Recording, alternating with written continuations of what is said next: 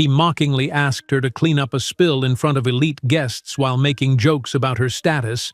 When she returned with 3-year-old Triplet boys who had his exact eyes and smile, champagne glasses froze mid-air throughout the silent room. But before we dive into the full story, let me know where you're watching from and what time it is. Now subscribe to the channel and let's get started. The pristine glass lobby of Thompson Enterprises reflected the morning sunlight, casting fractured rainbows across Gabriela Santos's desk. She straightened her posture and practiced her smile before answering the ringing phone. "Good morning, Thompson Enterprises. How may I direct your call?" Her Portuguese accent lingered on the edges of her words, softening consonants and warming vowels. The caller requested the marketing department, and Gabriela transferred the call, aware of the subtle smirk from the security guard who had been watching her. After 10 months at the reception desk, she had grown accustomed to the sidelong glances, the slightly raised eyebrows when she pronounced certain words, the conversations that slowed when she approached the break room.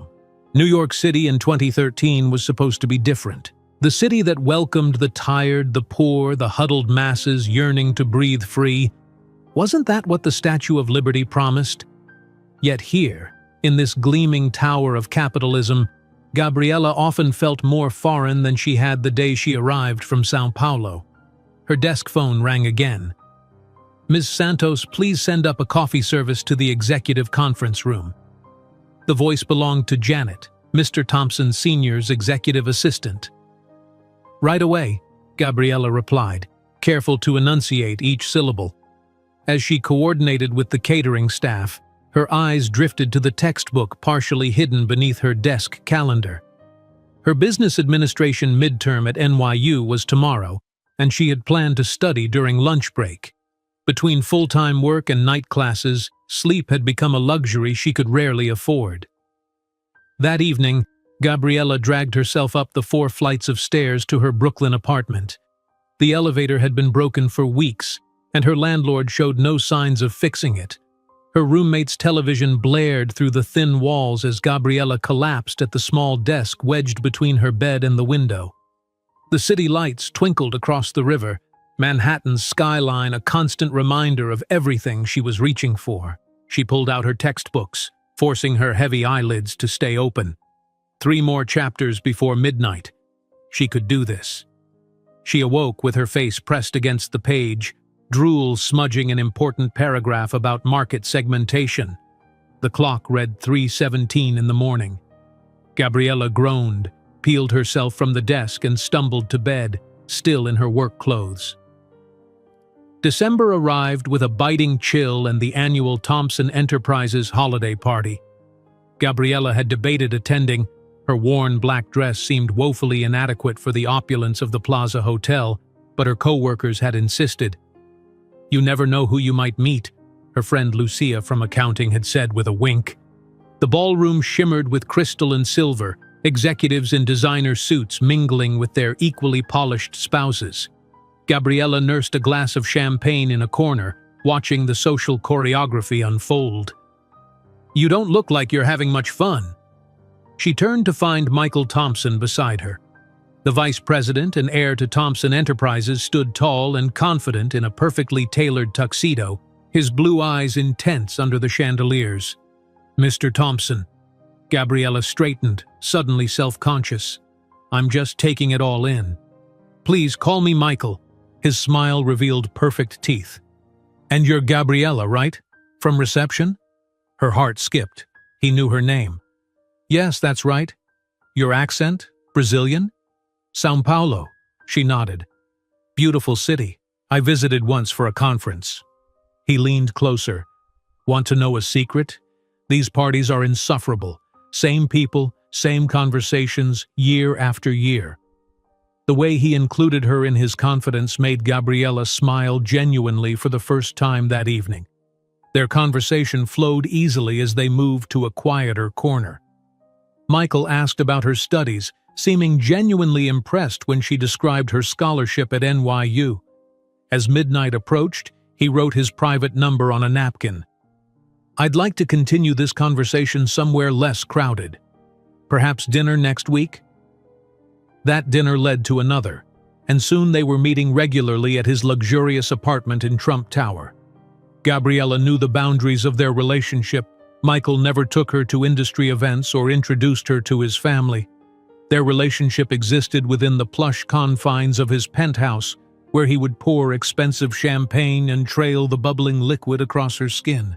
"You're my sweetest secret," he whispered against her neck one night, the city lights twinkling far below them.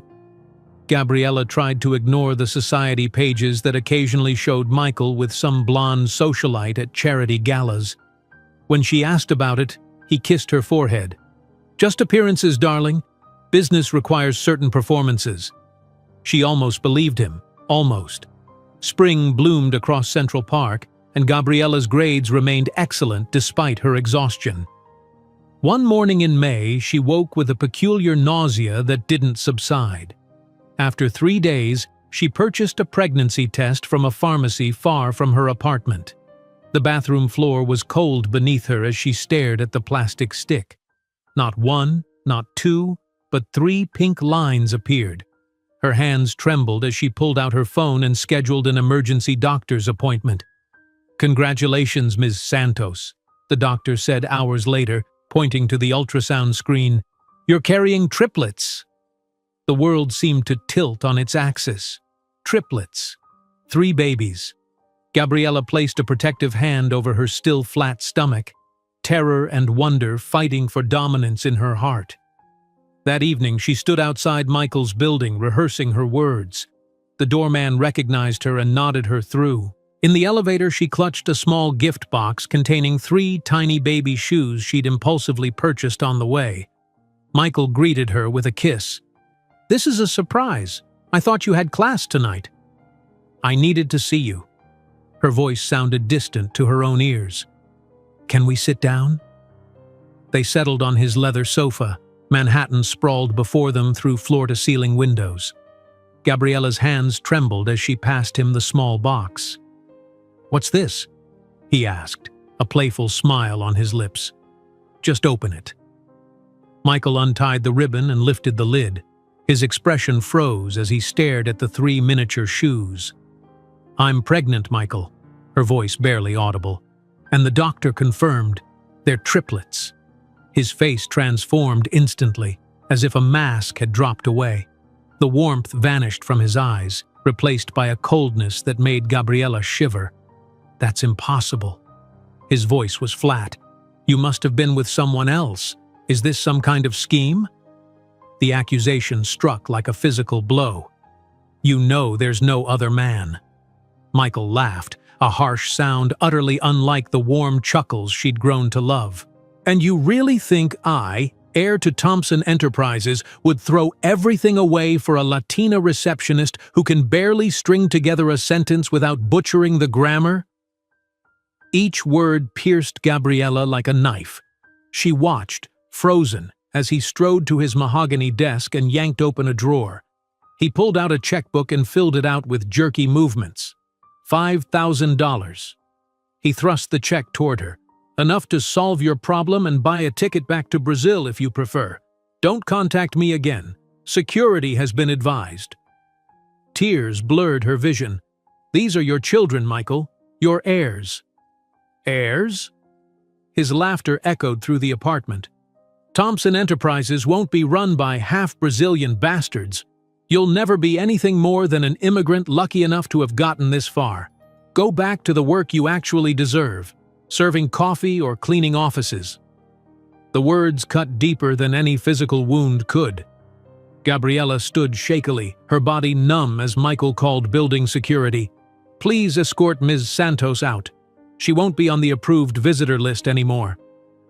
The security guard, the same one who had smiled at her just last week, maintained an impassive expression as he guided her to the elevator. Gabriella clutched the crumpled check in her fist, her other hand instinctively shielding her stomach. The subway car rattled and screeched toward Brooklyn, the late-night commuters swaying in exhausted silence. Gabriella stared at the check in her hands, tears blurring the numbers. $5,000. The price Michael Thompson had placed on his own children. She thought of the life growing inside her. 3 tiny heartbeats, completely dependent on her. How would she manage? Her student visa required full-time employment. Her shared apartment barely had room for her, let alone 3 infants. Her parents in Brazil, struggling themselves, couldn't help financially. As the subway lurched between stations, Gabriella's tears gave way to something harder, something forged in the fire of humiliation and betrayal. She straightened her spine and wiped her eyes. "He will regret every word," she whispered to her unborn children, a solemn vow in the rattling darkness. The next morning, she deposited the check and requested a transfer to a different department at Thompson Enterprises. She would need every penny for what lay ahead. If Michael thought she would slink away defeated, he was about to learn how badly he had misjudged the woman he had discarded. With only $5,000 in her pocket and 3 lives growing inside her, Gabriella couldn't imagine that this check, intended to eliminate her, would be the first investment in the empire that would one day swallow Thompson Enterprises whole. The $5,000 check burned in Gabriella's pocket as she stepped out of the bank. She had momentarily considered tearing it to pieces, throwing Michael's charity back in his face. But practicality won over pride. With 3 lives growing inside her, pride was a luxury she could no longer afford. 2 weeks after that devastating night in the Trump Tower, Gabriella arrived at the Thompson Enterprises HR department first thing in the morning. "I'd like to request a department transfer," she said to the HR manager, a thin woman with perpetually pursed lips. "Reason?" the woman asked without looking up from her computer. "Personal," Gabriella replied firmly. The woman finally looked up, studying Gabriella with clinical detachment. "There's nothing available above your qualification level, Ms. Santos." "I understand." 3 days later, Gabriella was informed her transfer request had been denied. That afternoon, as she sorted mail at the reception desk, Janet from Executive Administration approached with an envelope. "Your termination papers," she said quietly. "I'm sorry, Gabriella. The official reason is restructuring, but—" Her eyes flicked meaningfully toward the executive floor. Gabriella nodded, understanding perfectly. Michael had made sure she would disappear from his world entirely. That evening, her landlord knocked on her door. "Rent's going up next month, 300 more. Take it or leave it." The walls of her tiny Brooklyn apartment seemed to close in around her. The check from Michael would cover 3 months of the increased rent, maybe 4 if she ate nothing but ramen. After that, morning sickness struck with vengeance during her 6th week of pregnancy.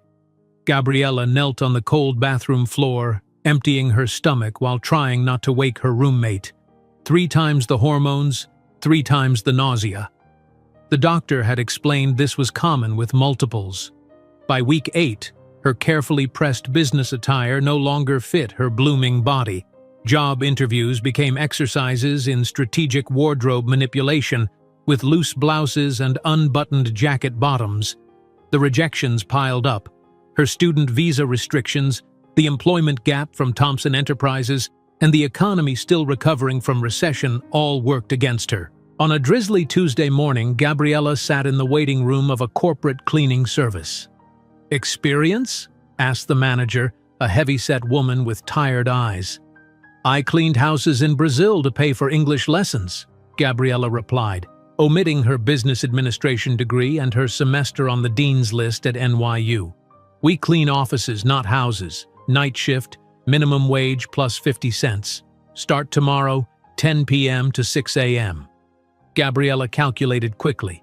Barely enough for food and the coming rent increase. Not enough for prenatal vitamins, doctor visits, or anything the babies would need. "I'll take it," she said. "And do you know anyone hiring for day shifts?"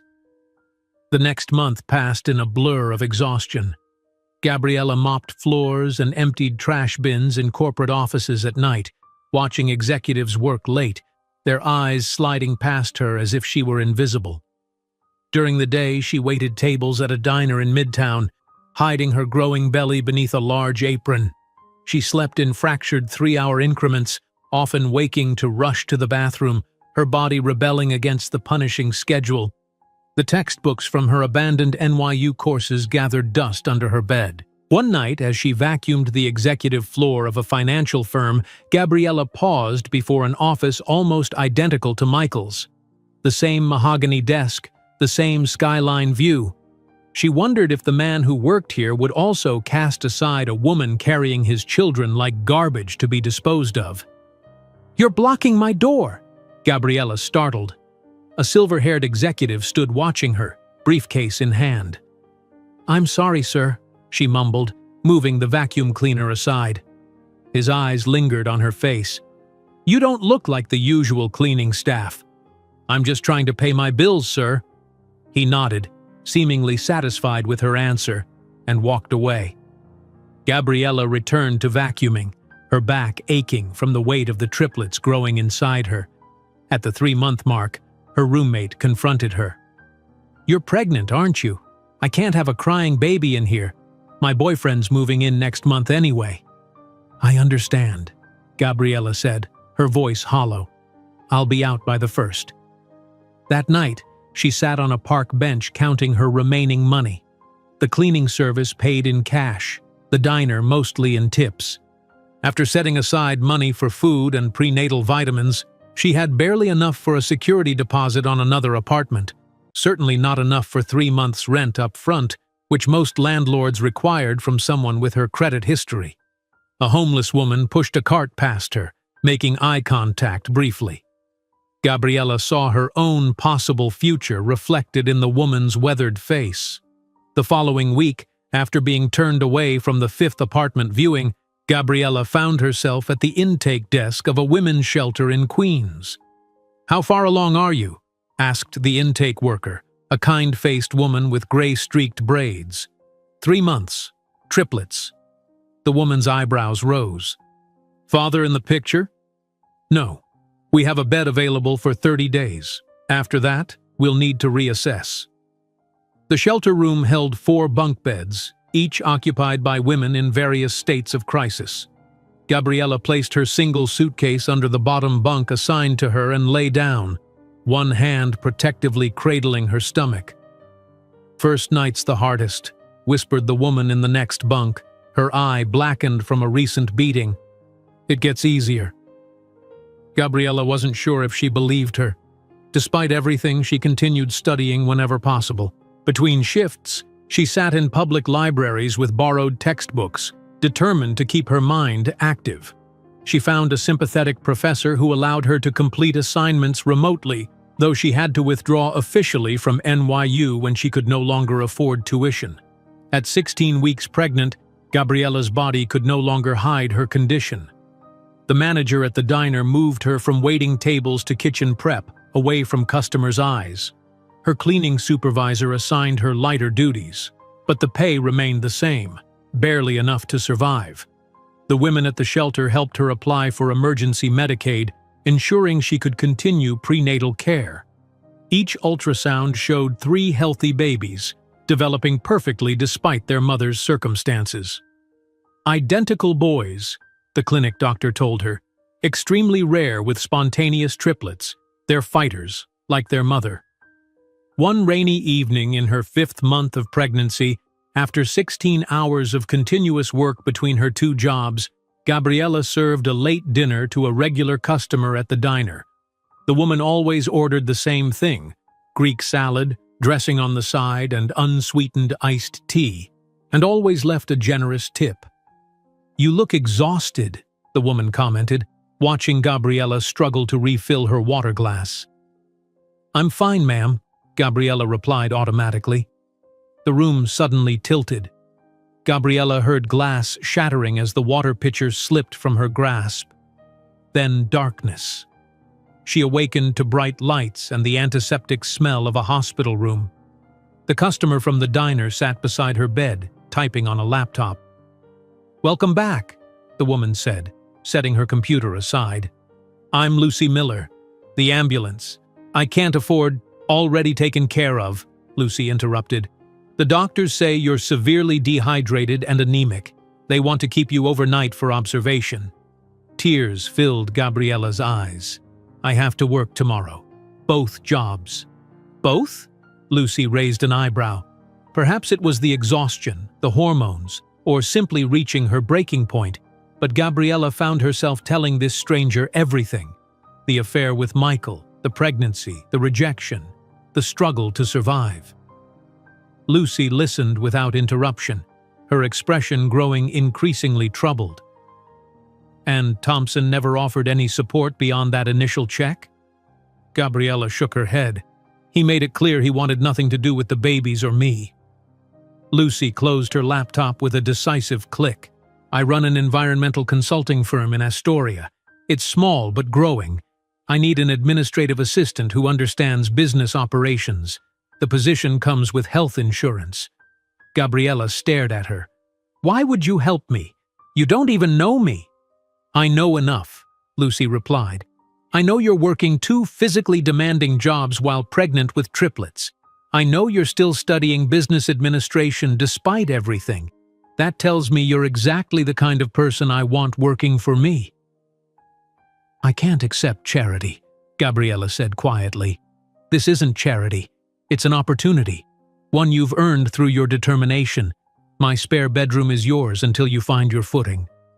2 days later, Gabriella moved into Lucy's modest but comfortable house in Queens. The small bedroom was larger than her space at the shelter, with a real bed and a window overlooking a tiny backyard. For the first time in months, Gabriella slept without fear. Working for Lucy's firm, Green Future Consulting, gave Gabriella a glimpse of what her life might have been if Michael hadn't discarded her. Lucy respected her opinions, encouraged her to contribute ideas, and adjusted her workload to accommodate her pregnancy. In the evenings, they often sat in Lucy's kitchen discussing business strategies over herbal tea. Gabriella found herself sharing knowledge from her business courses, surprising even herself with how much she had retained. "Why environmental consulting?" Gabriella asked one night. Lucy smiled wryly. "I spent 20 years in corporate energy, watching companies destroy the planet for profit. One day I realized I was part of the problem. Green Future is my attempt to be part of the solution." As her due date approached, Gabriella transformed the small bedroom into a nursery, fitting 3 second-hand cribs into the limited space. Lucy helped her apply for benefits and connected her with a nonprofit that provided essential baby supplies. On a snowy January morning, Gabriella's water broke. Lucy drove her to the hospital, stayed through 18 hours of labor, and held her hand as 3 perfect, identical boys entered the world within minutes of each other. "Alexander, Benjamin, and Christopher," Gabriella whispered, kissing each tiny forehead. The babies were small but healthy, each with a shock of dark hair and, when they briefly opened their eyes, unmistakable blue irises, Michael's eyes. Holding her sons for the first time, Gabriella felt tears streaming down her face, not just from joy but from renewed determination. "You will never know rejection," she promised them softly. "And one day, I'll prove to that man that he didn't just lose a family. He lost an empire." Lucy stepped out to give Gabriella a moment alone with her newborns. Looking at the 3 perfect faces, each a miniature replica of the man who had rejected them, Gabriella felt a strange sense of peace. Michael had given her something precious, despite his cruelty, and one day she would show him exactly what he had thrown away. While Gabriella cradled her newborn sons in the hospital room, she couldn't know that the elderly woman who shared Lucy's last name, visiting from the adjacent room, would become fascinated by her story, or that this chance encounter would lead to an investment opportunity that would change the trajectory of all their lives. The elderly woman from the adjacent hospital room knocked gently on Gabriella's door 3 days after the birth. Her name was Eleanor Miller, Lucy's aunt, and her curiosity had been piqued by Lucy's excited accounts of the triplets. "They're absolutely beautiful," Eleanor said, peering at the 3 identical faces. "And what a story you have, my dear." Gabriella smiled tiredly. "Not exactly the American dream I imagined." "Perhaps not," Eleanor replied, her eyes twinkling. but sometimes the best dreams are the ones we haven't imagined yet. 2 weeks later, Gabriella settled into a new routine in Lucy's home. The small bedroom had been transformed with 3 bassinets crowded together, a changing table wedged against the wall, and supplies stacked in every available corner. Sleep came in 90-minute increments between feedings, diaper changes, and soothing cries that seemed choreographed to ensure she never rested. One morning, Lucy found Gabriella at the kitchen table, surrounded by spreadsheets, a sleeping baby strapped to her chest while the other 2 dozed in a portable bassinet nearby. "What's all this?" Lucy asked, pouring coffee. "Expense projections," Gabriella replied, suppressing a yawn. "I've calculated costs for the next 18 years. It's—" She trailed off, staring at the numbers. "Terrifying?" Lucy offered. "Impossible," Gabriella corrected. "Even if I return to work soon, childcare for triplets would consume most of my salary."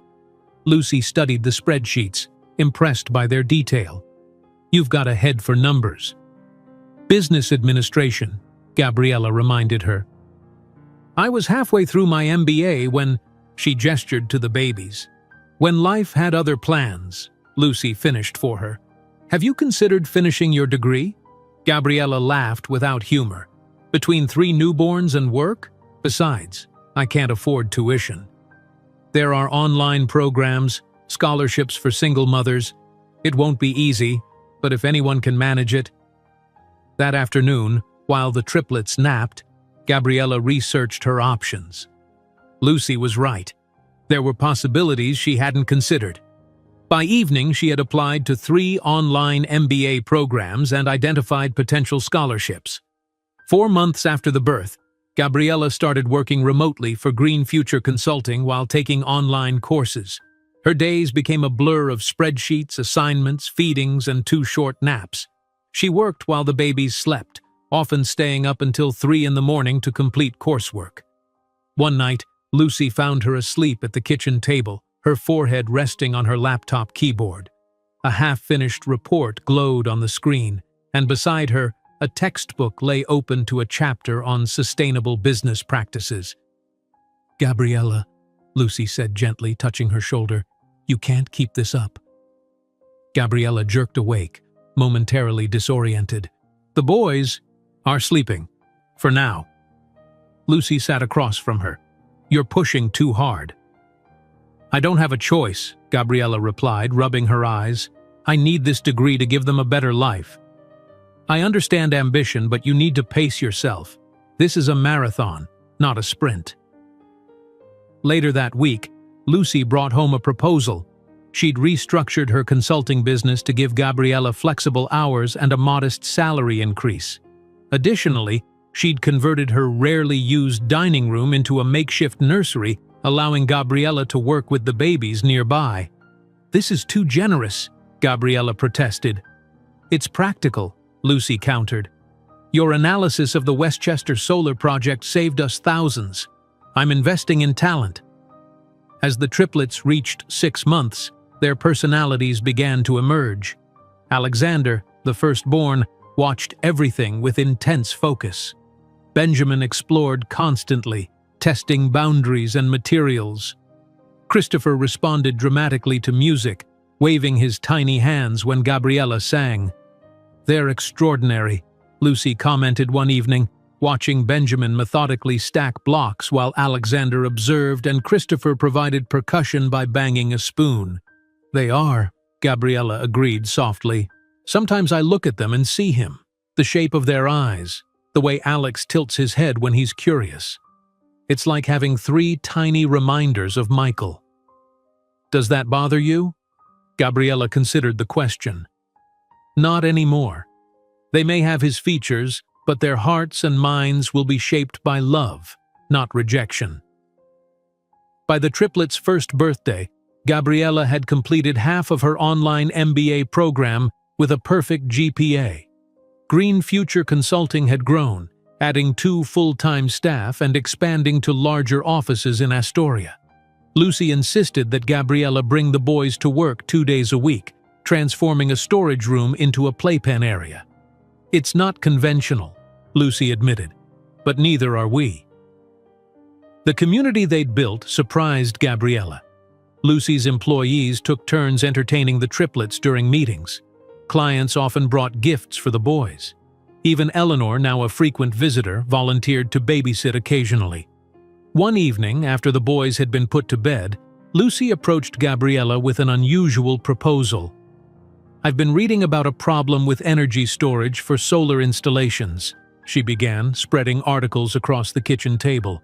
"The current battery technology is inefficient and prohibitively expensive for smaller projects."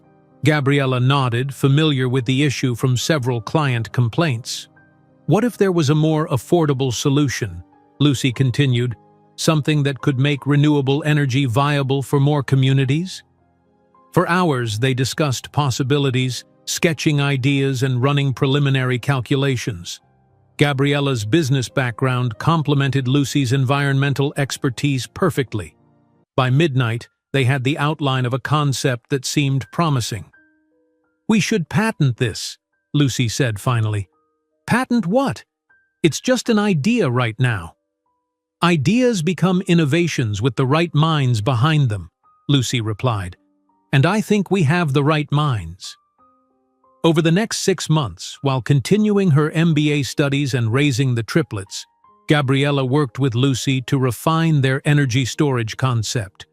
They consulted with engineers, researched materials, and developed a business plan for what they began calling the Horizon system.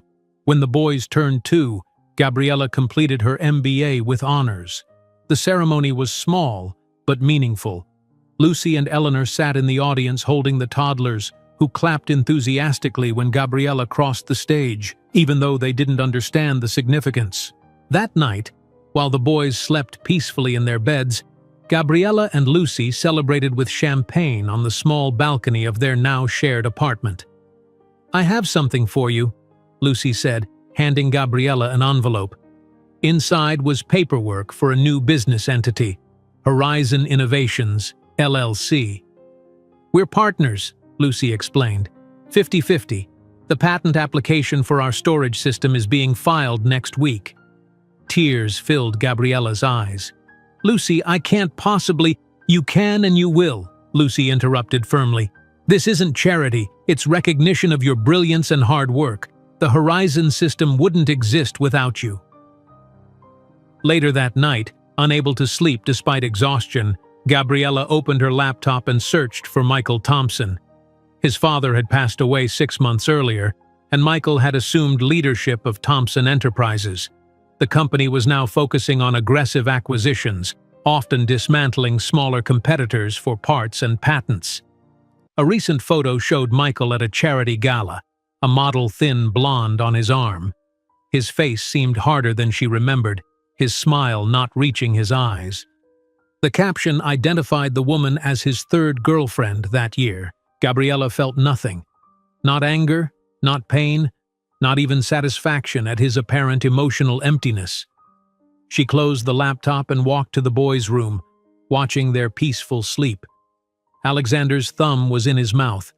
Benjamin had somehow turned completely sideways in his bed, and Christopher clutched a small stuffed piano.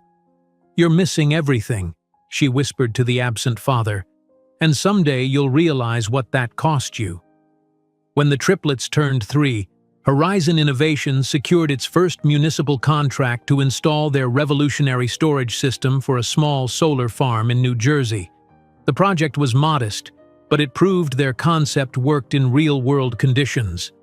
"This is just the beginning," Lucy told Gabriella as they watched the system being activated. "Think of where we'll be in 5 years." Gabriella smiled, thinking of the spreadsheet projections she'd created. "If we maintain this trajectory and secure the patent for the secondary applications, we could be looking at a $20 million company by then."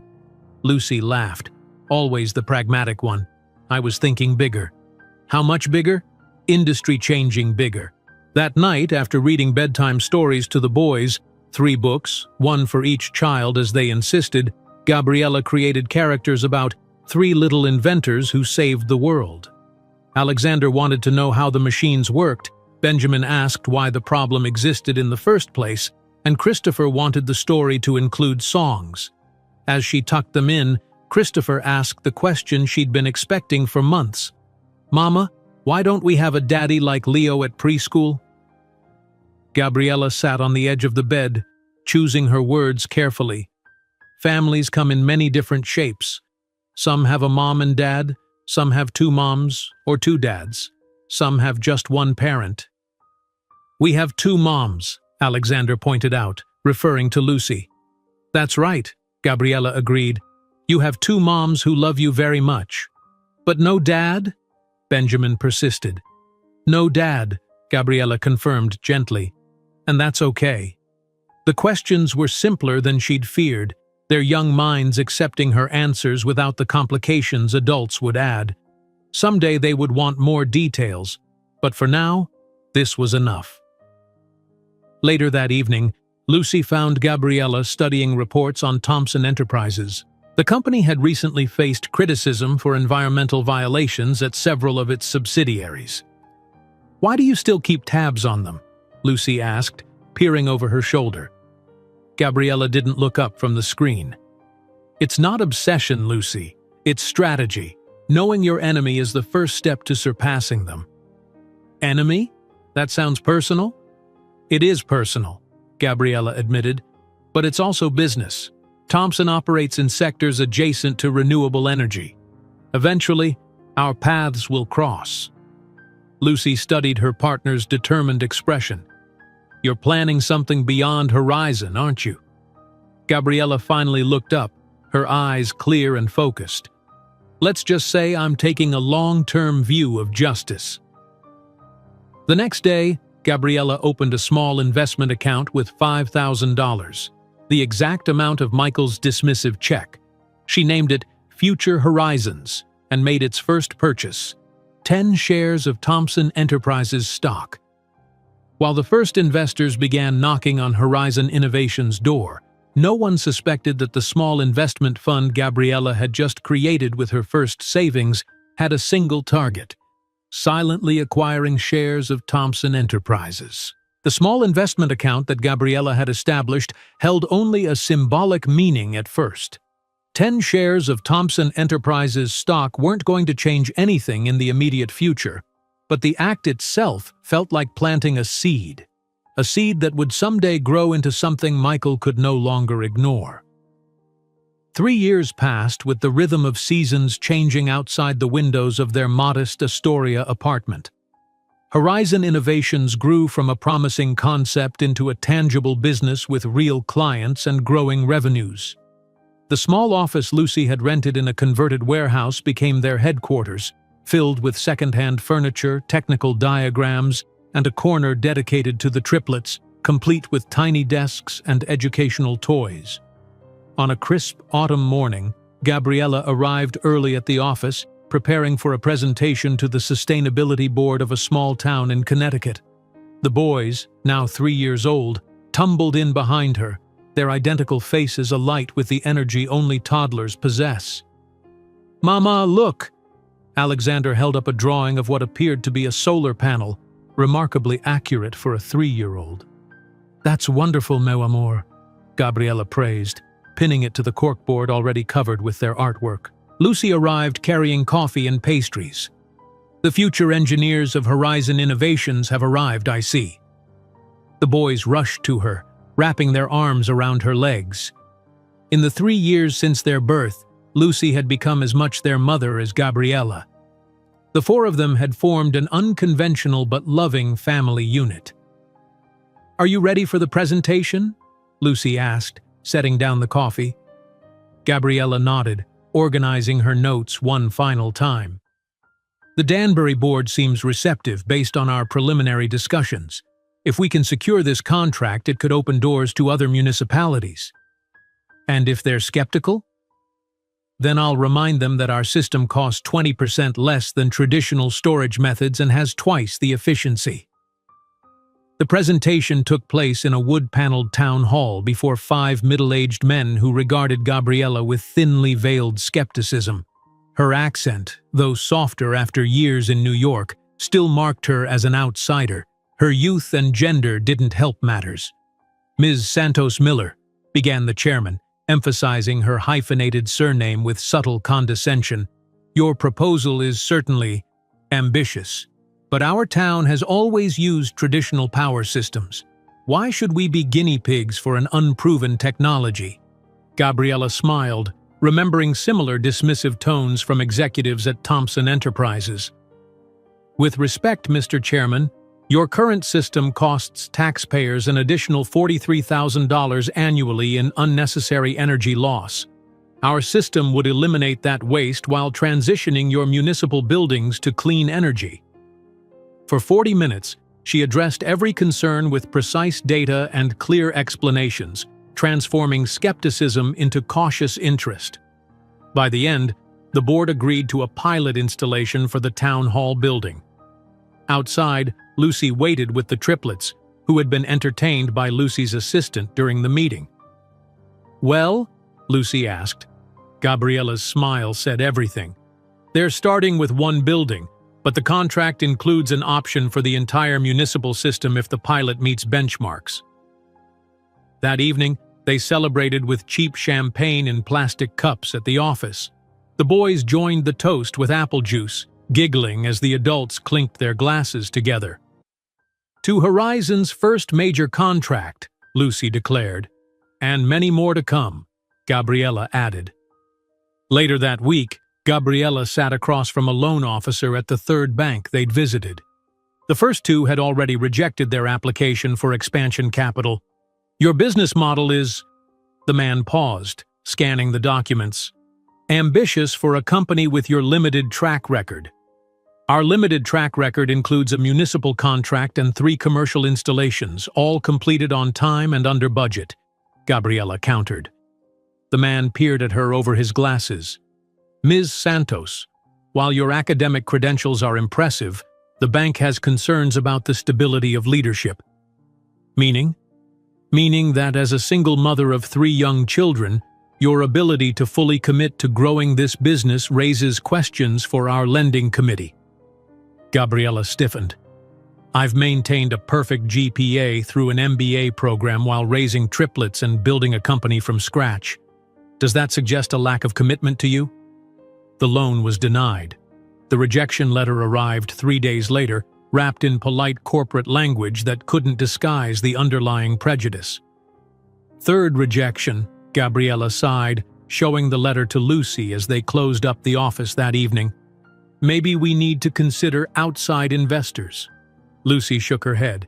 "Investors will want equity and control. We're not ready to dilute our vision yet."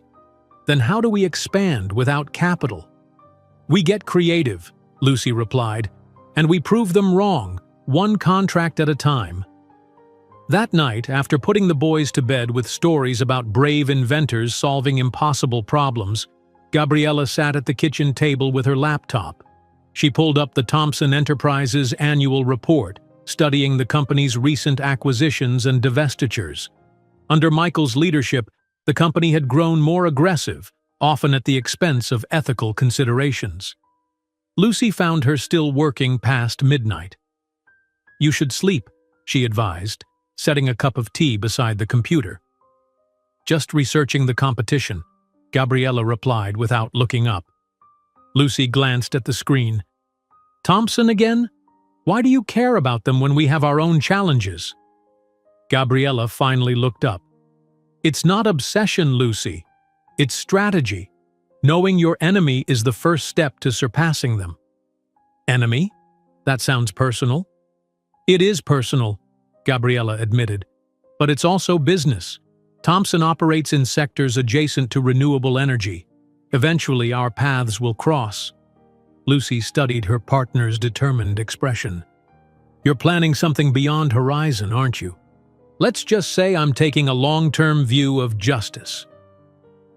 The following day, Gabriella initiated a systematic file on Thompson Enterprises, tracking their financial weaknesses, ethical lapses, and strategic vulnerabilities.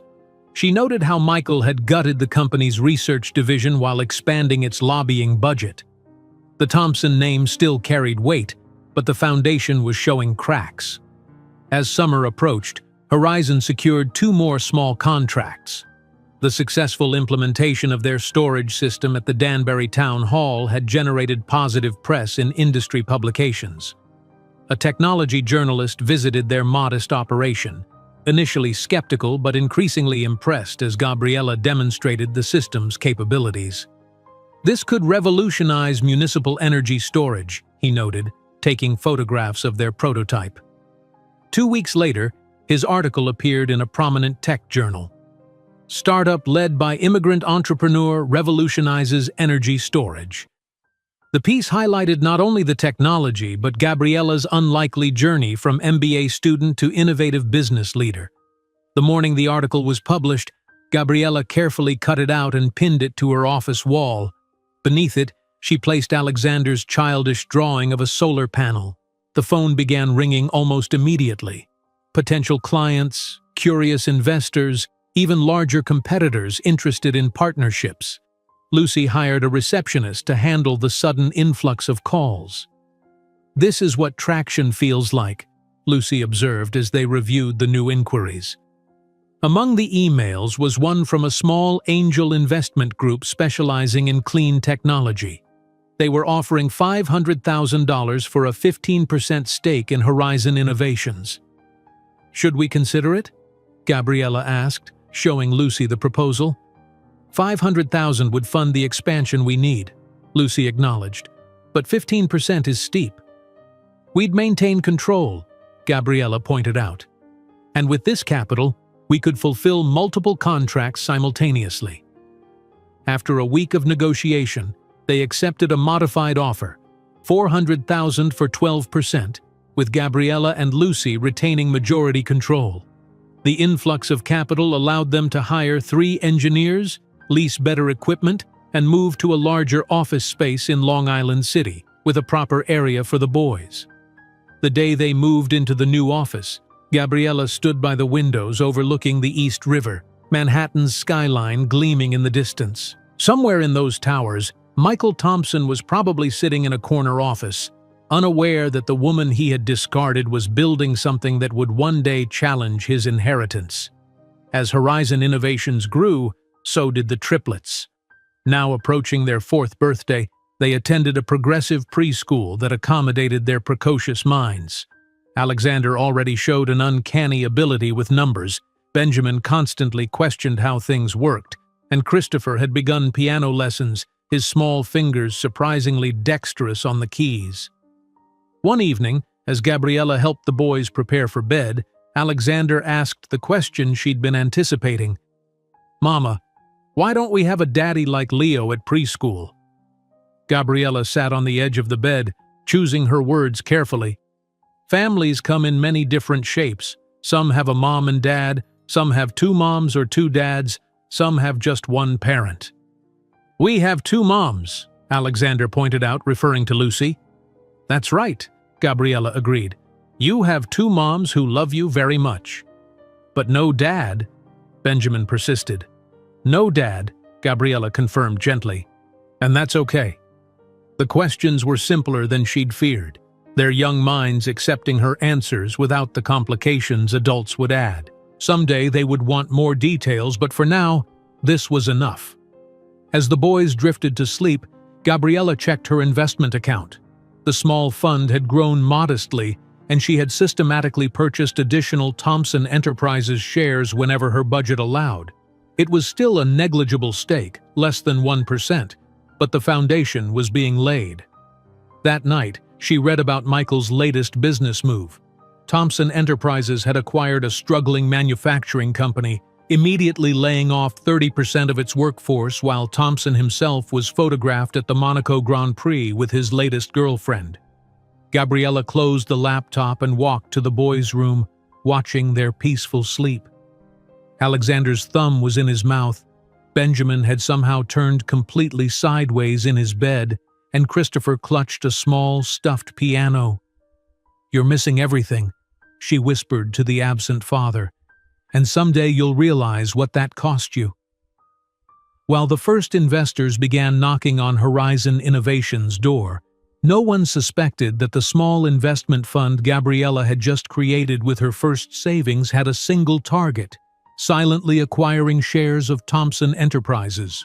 The growth of Gabriella's investment fund mirrored the growth of Horizon Innovations itself: steady, purposeful, and increasingly ambitious. What had begun as a symbolic gesture was developing into a substantive portfolio, with 4% of Thomson Enterprises stock now secured through careful, methodical acquisitions. The media had begun to take notice of Horizon's revolutionary storage technology, and inquiries from potential clients arrived daily at their expanding office. By the time the triplets turned 4, Horizon Innovations had outgrown its Long Island City space. The grand opening of their new headquarters in a gleaming mid-rise building in Manhattan marked a symbolic turning point. The entire top floor featured floor-to-ceiling windows, modern workstations, and a dedicated research lab. Gabriella stood at the center of the gathered employees, investors, and clients, raising a glass of champagne. 4 years ago, Horizon existed only as sketches on my kitchen table, she said, her accent now a subtle melody rather than a hindrance. Today, we're changing how cities across America store and utilize renewable energy. This is just the beginning. Applause filled the room as Gabriella's gaze found the 3 identical boys in the corner, proudly wearing miniature Horizon Innovations ties that Lucy had specially ordered for the occasion. Alexander was carefully examining the architectural model of the building. Benjamin was asking the chief engineer detailed questions about the solar panels on the roof, and Christopher was charming the mayor's wife with stories about his piano lessons. Lucy joined Gabriella by the windows, both women watching the Manhattan skyline as the evening light painted the buildings in gold. "Quite a journey from that hospital room," Lucy commented. "We're not done yet," Gabriella replied, her eyes finding the Thomson Enterprises tower several blocks away. 3 months later, Gabriella stepped off a plane at Tokyo International Airport, her body exhausted but her mind racing with possibilities. The Japanese conglomerate Nakamura Energy had expressed interest in implementing Horizon's storage system across their extensive portfolio of properties. If secured, it would be their first major international contract. In her hotel room, Gabriella set up her laptop for a video call with the boys, calculating the 14-hour time difference. Their faces appeared on screen, crowding together to fit in the frame, with Lucy supervising in the background. "Mama!" they chorused. At 4.5, they were articulate, curious, and increasingly distinct in their personalities despite their identical appearance. "Hello, my loves," Gabriella smiled, exhaustion momentarily forgotten. "Are you being good for Lucy?" "Alex got a gold star in math today," Benjamin reported. "Ben made a volcano that really exploded," Alexander countered. "I played my new song for the class," Christopher added, not to be outdone. Gabriella listened to their excited updates, treasuring these moments even through the digital distance. "I'll be home in 3 days. Be good, study hard, and remember, we're Santos Millers," they finished in unison, repeating the family motto that had become their rallying cry. After the call ended, Gabriella reviewed her presentation one last time before allowing herself a few hours of restless sleep. The next morning, she stood before the Nakamura Energy Board, delivering a flawless presentation despite her jet lag. The contract was signed that afternoon. Upon her return to New York, Gabriella found herself overseeing the most significant expansion in Horizon's history. The Nakamura contract required additional engineers, project managers, and technical staff. The company doubled in size within 6 months, with new faces filling the once spacious office. Meanwhile, the search for a more permanent home for the family had led Gabriella to an elegant pre-war apartment on the Upper East Side, just blocks from Central Park. The day they moved in, the boys raced down the spacious hallways, their laughter echoing off high ceilings. "Is this really ours, Mama?" Alexander asked, wide-eyed at the grandeur surrounding them. "It is," Gabriella confirmed, watching as they explored the space with wonder. Through the large windows, Central Park spread out like a green carpet, the perfect antidote to their years in cramped apartments. That evening, After the movers had gone and the basics were unpacked, Gabriella sat on the floor of their new living room, surrounded by boxes and the sleeping forms of all three boys who had crashed from the excitement. Lucy brought in 2 glasses of wine and sat beside her. "You've done it," Lucy said softly. "From a shelter to the Upper East Side in 7 years." Gabriella shook her head. "We've done it. I wouldn't be here without you." As the boys approached their 7th birthday, their individual talents became increasingly apparent. Alexander, already advanced in mathematics, was solving equations meant for children twice his age. Gabriella hired Professor Chen from Columbia University to provide specialized tutoring, watching with pride as her eldest son absorbed complex concepts with ease. Benjamin's scientific curiosity had evolved into genuine ingenuity. He dismantled household appliances to understand their mechanics, then reassembled them with improvements. When he constructed a rudimentary water filtration system using Legos and materials from the recycling bin, Gabriella recognized the spark of true innovation. "He has your mind for practical solutions," Lucy observed after Benjamin demonstrated his creation at the dinner table. Christopher's musical ability had progressed from natural aptitude to remarkable talent.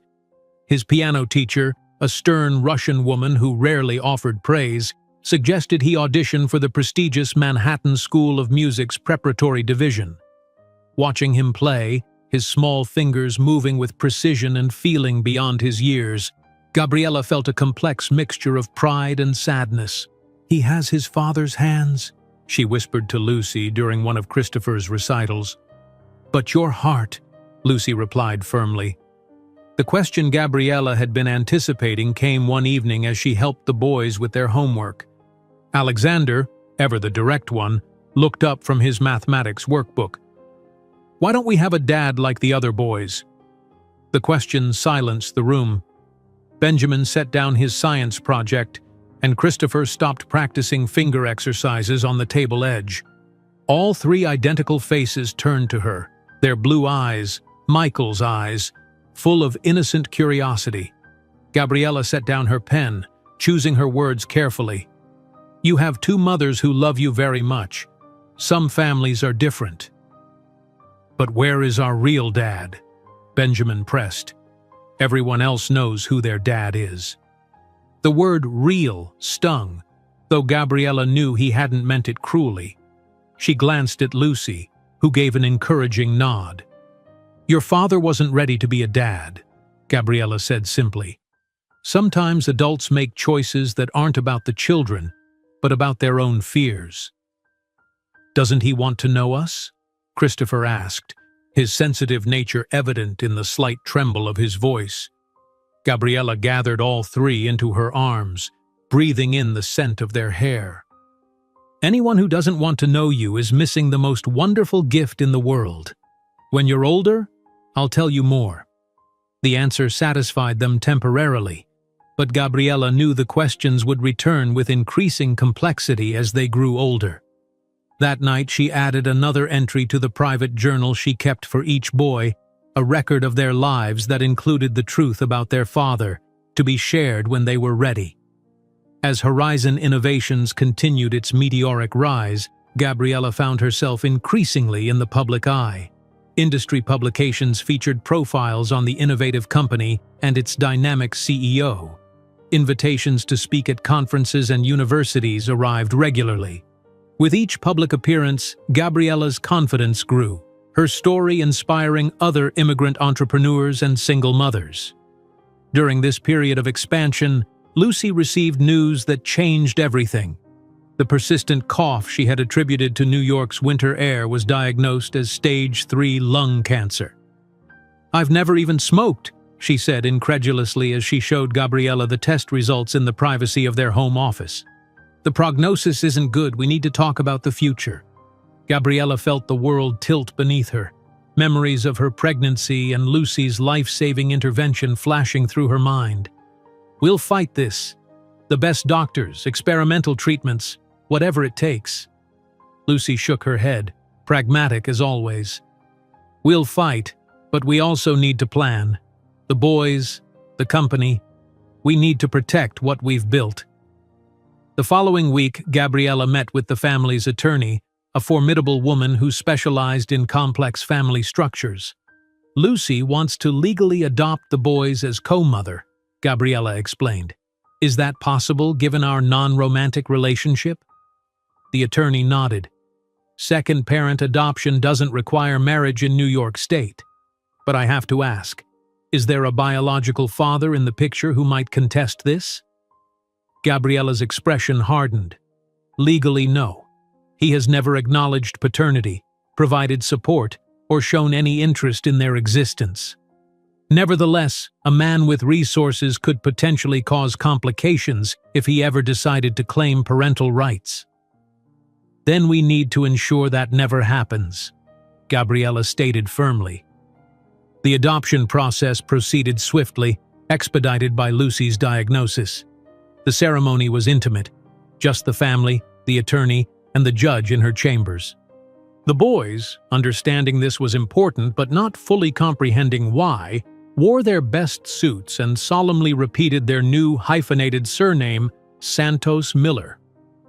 "This means Lucy is officially your mother too," Gabriella explained afterward as they celebrated with ice cream. "But she was already our mom," Alexander pointed out, logical as always. "Now it's official on paper," Lucy explained, hugging each boy carefully, mindful of the port recently installed in her chest for chemotherapy.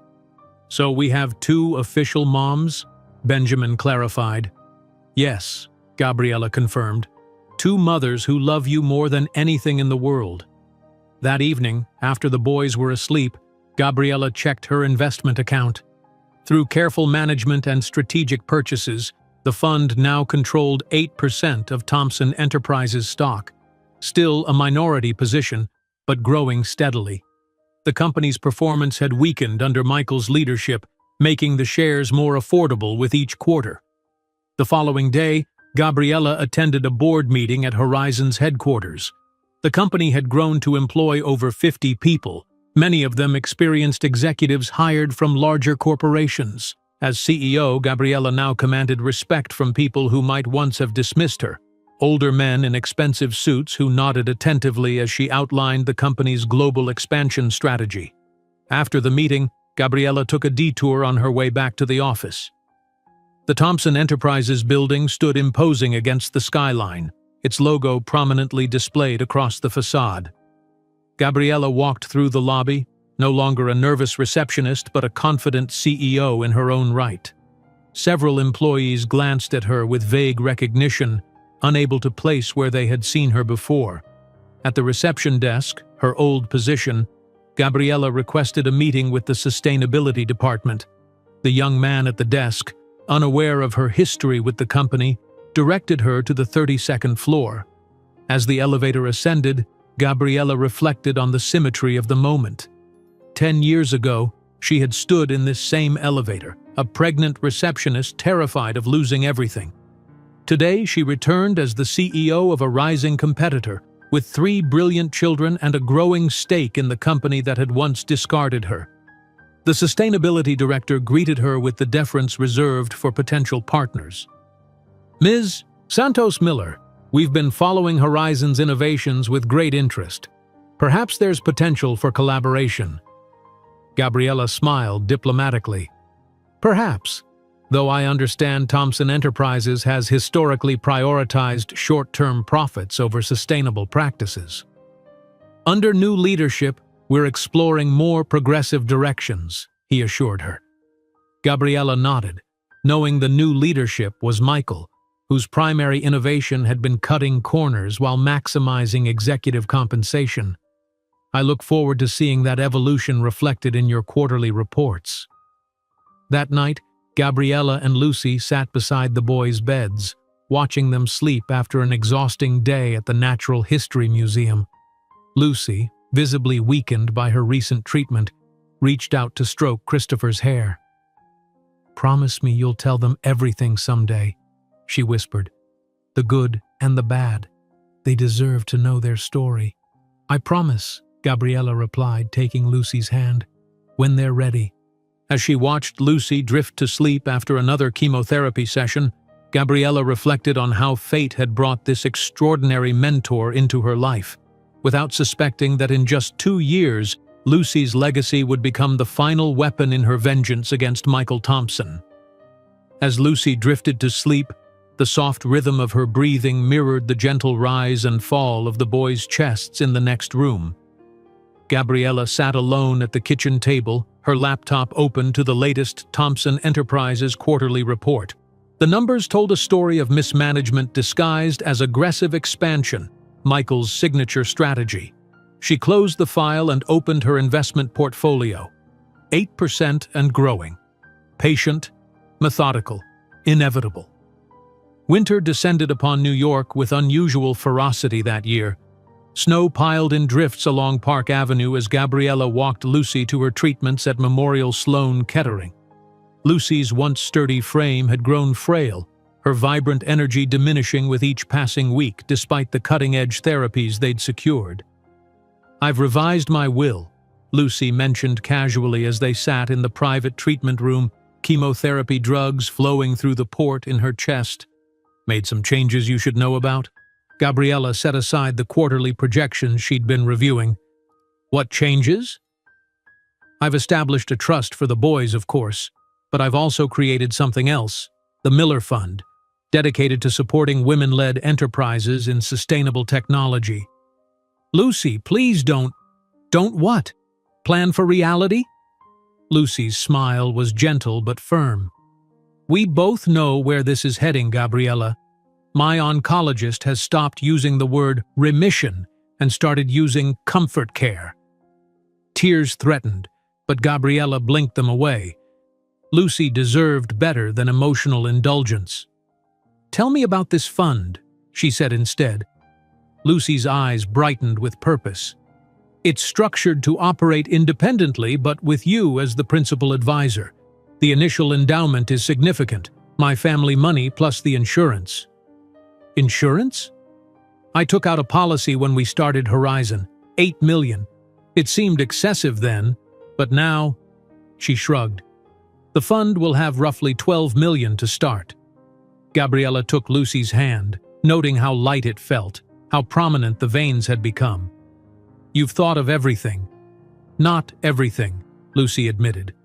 "I haven't figured out how to be there when Alex wins his first mathematics prize, or when Ben patents his first invention, or when Chris plays Carnegie Hall." 4 months later, on a clear spring morning, Lucy Miller passed away quietly in her sleep. The funeral was held at a small chapel in the Upper East Side, filled with colleagues, clients, and friends who had been touched by Lucy's integrity and vision. The triplets, now 8 years old, stood beside Gabriella in perfectly tailored black suits, their identical faces solemn but composed. The CEO of Nakamura Energy had flown in from Tokyo. The mayor delivered a brief tribute. Environmental activists and business leaders alike came to honor a woman who had proven that principles and profits could coexist. Afterward, at the reading of the will, Lucy's attorney explained the details of the trust established for the boys and the structure of the Miller Fund. Ms. Miller was quite specific about the fund's purpose, the attorney explained. Investment in women-led enterprises with a particular focus on renewable energy and sustainable technology. You, Ms. Santos Miller, have been named the fund's principal advisor, with full discretion over investment decisions. That evening, after the boys had gone to bed emotionally exhausted, Gabriella sat alone in Lucy's office, a room she had avoided entering since her partner's death. Every surface held memories. The desk where they had sketched the first designs for the Horizon system, the worn leather chair where Lucy had sat during countless brainstorming sessions, the bookshelf containing environmental treatises and business manuals side by side. On the desk stood a framed photograph of Lucy holding the triplets as newborns, Gabriella beside her, exhausted but radiant. Gabriella picked it up, tracing the outline of Lucy's face through the glass. "I don't know how to do this without you," she whispered to the empty room. But even as the words left her lips, Gabriella knew they weren't entirely true. Lucy had spent 9 years preparing her for this moment, teaching, mentoring, challenging her to become not just a successful entrepreneur, but a visionary leader. That night, fueled by grief and determination, Gabriella redesigned Horizon's 5-year strategy. The company would expand beyond storage systems into comprehensive energy solutions. They would target international markets more aggressively. They would develop consumer applications of their technology. As dawn broke over Manhattan, Gabriella finally slept, the new business plan complete beside her. When she awoke, a strange calm had settled over her. The path forward was clear, illuminated by Lucy's legacy and her own unrelenting drive. 6 months after Lucy's passing, Gabriella sat across from 3 Google executives in Horizon's conference room. The lead negotiator, a man with silver temples and an expensive watch, slid a document across the polished table. $2 billion for Horizon Innovations. Full acquisition, with you staying on as division head for 3 years minimum. Your team remains intact. Gabriella glanced at the offer without touching the document. And the patents? Transfer to Google, naturally, with licensing fees paid to the original inventors for 20 years. She nodded thoughtfully as if considering the proposal. That's a generous offer for a company our size. We believe Horizon's storage technology will be transformative for our data centers globally. Plus, the environmental benefits align with our corporate values. Gabriella stood, smoothing her Armani skirt.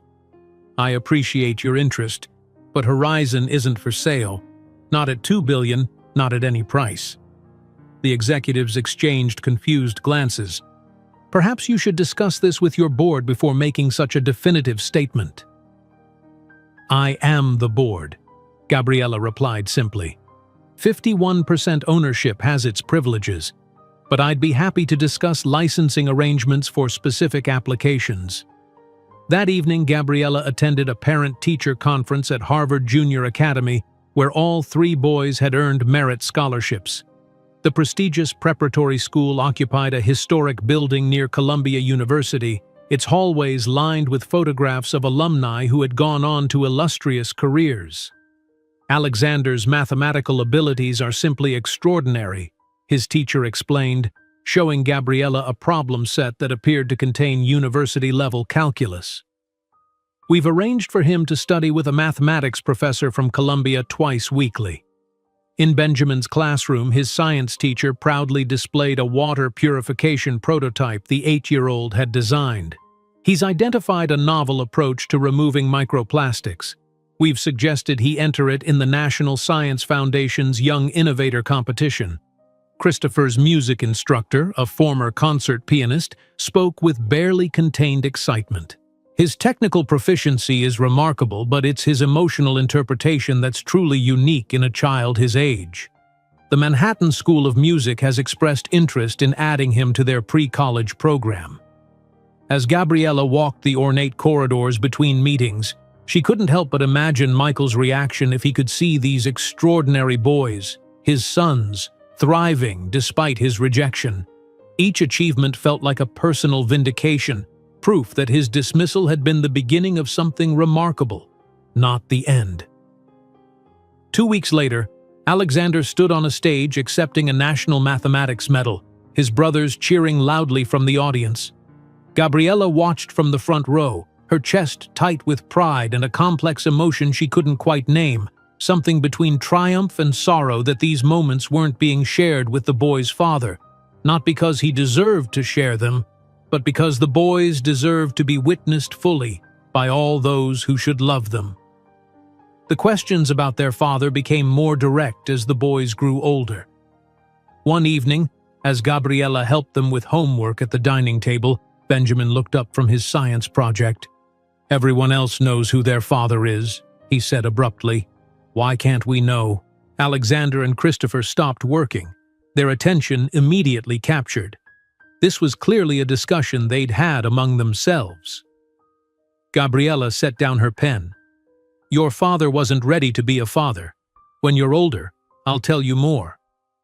How much older? Alexander pressed, practical as always.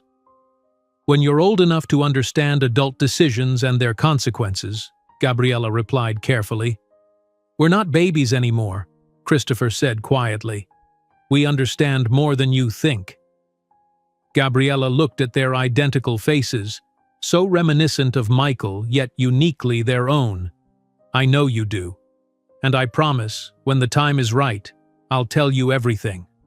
But for now, please trust that I'm protecting you, not keeping secrets just to keep secrets." The boys exchanged glances, communicating in that silent language only they shared, before nodding in reluctant acceptance. Later that night, Gabriella logged into her investment portfolio. The Miller Fund had been strategically acquiring Thomson Enterprises stock for 18 months. Combined with her personal holdings, they now controlled 25% of the company, a significant minority position that could influence board decisions. As she studied the latest acquisition report, the television in her office played a business news segment. Michael Thompson appeared on screen, standing before Thomson Enterprises headquarters, announcing a strategic workforce reduction that would eliminate 3,000 jobs while streamlining operations for maximum shareholder value. The camera cut to his departure in a chauffeur-driven Bentley, then to tearful employees outside the building, clutching termination notices. The next segment showed Michael at the Monaco Yacht Show, purchasing a $90 million vessel.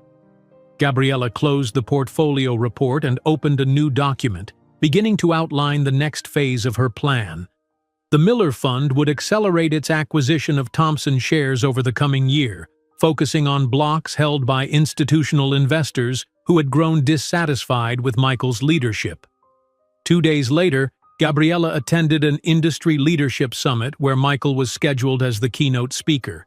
She selected her seat carefully, visible enough to be noticed but positioned where he would have to seek her out rather than accidentally encounter her. Michael took the stage to polite applause, his once boyish features now hardened into the confident mask of corporate power. He spoke about disruptive innovation and market dominance, with the practiced ease of someone who had inherited rather than earned his position. From her strategic vantage point, Gabriella observed him without being observed.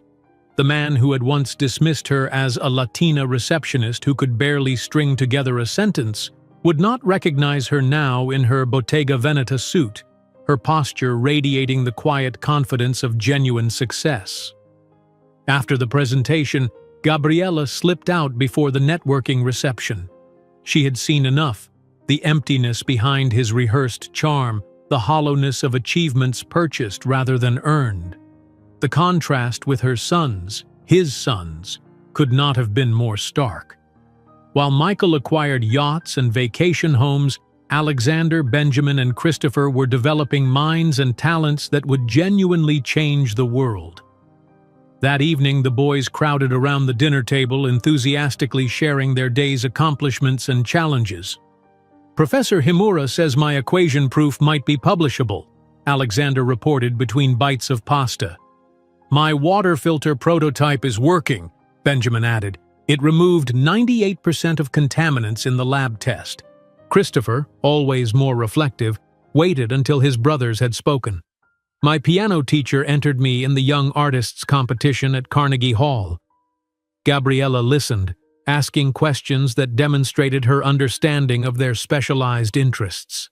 As they chattered excitedly about future plans, she caught herself smiling at their familiar phrase, "When we grow up, we're going to work at Mom's company." At receiving the invitation to the prestigious annual gala of the New York Business Foundation, Gabriella didn't imagine that fate had chosen that specific night for the encounter that would redefine the meaning of justice and revenge. As she watched her sons discussing their future at Horizon Innovations, Gabriella couldn't help but marvel at how her path of vengeance had produced something genuinely beautiful. The boys' enthusiasm, their brilliance, their unity. These were gifts that had emerged from Michael's rejection, like diamonds formed under the crushing pressure of abandonment. 2 years passed with the relentless momentum of Gabriella's ambition. Horizon Innovations expanded beyond its original mandate, developing comprehensive renewable energy systems that were transforming urban infrastructure across 3 continents. What had begun as a desperate mother's fight for survival had evolved into one of the most innovative clean technology companies in the world, valued at $1.8 billion by conservative market analysts. One crisp autumn morning, Gabriella stood before the floor-to-ceiling windows of her corner office, watching Manhattan awaken 40 stories below. The skyline had become a measuring stick for her progress, each building representing a milestone overcome, a barrier shattered, a doubt silenced. Her executive assistant Mira entered with the morning's correspondence. "The fortune profile is out," she announced, placing the magazine on Gabriella's desk. "They're calling you the Queen of Clean Tech." The cover featured Gabriella in a power stance, arms crossed against the backdrop of Horizon's flagship solar installation in Arizona. The headline read, "40 Under 40, How Gabriella Santos Miller Revolutionized Energy Storage and Built a $1.8 billion Empire." Gabriella skimmed the article, noting with satisfaction that it highlighted her journey without mentioning Michael Thompson. Her story belonged to her alone. She had reclaimed the narrative he had tried to write for her 10 years ago. "Also, this arrived by courier," Mira added, placing a heavy cream envelope on top of the magazine. Gabriella recognized the embossed logo immediately. The New York Business Foundation. Inside was an invitation to their annual gala, held at the Plaza Hotel in 3 weeks' time. The event gathered the elite of Manhattan's business community for an evening of networking, philanthropy, and strategic alliance building. Her eyes narrowed at the list of sponsors. There, prominently displayed as the principal patron, Thompson Enterprises. "Michael will be there," she murmured, almost to herself. "Pardon?" Mira asked. "Nothing important." Gabriella placed the invitation in her drawer. "Schedule a meeting with our PR team this afternoon. I need to discuss gala preparations."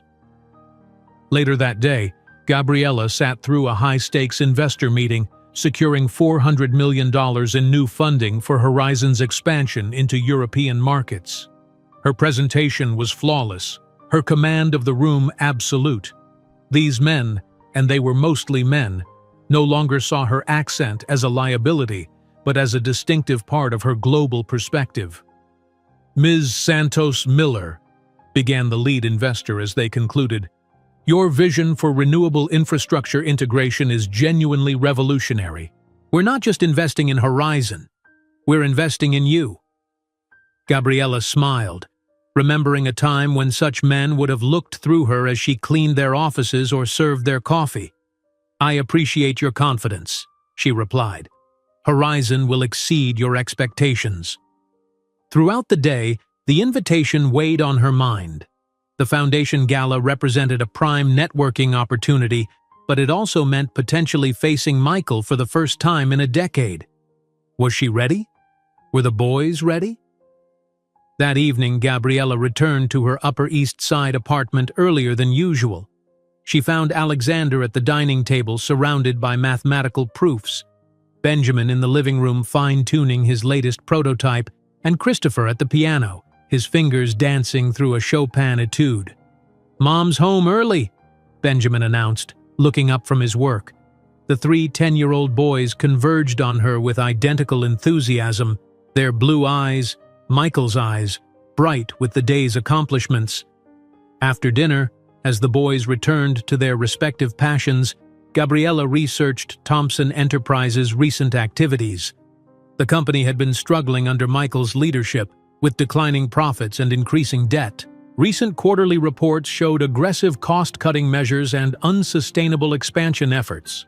Classic signs of a company being stripped for short-term gains at the expense of long-term stability.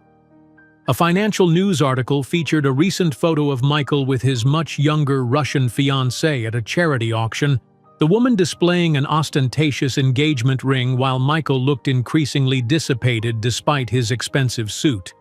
The caption noted his recent purchase of a second vacation home in Aspen, even as Thompson Enterprises announced another round of layoffs.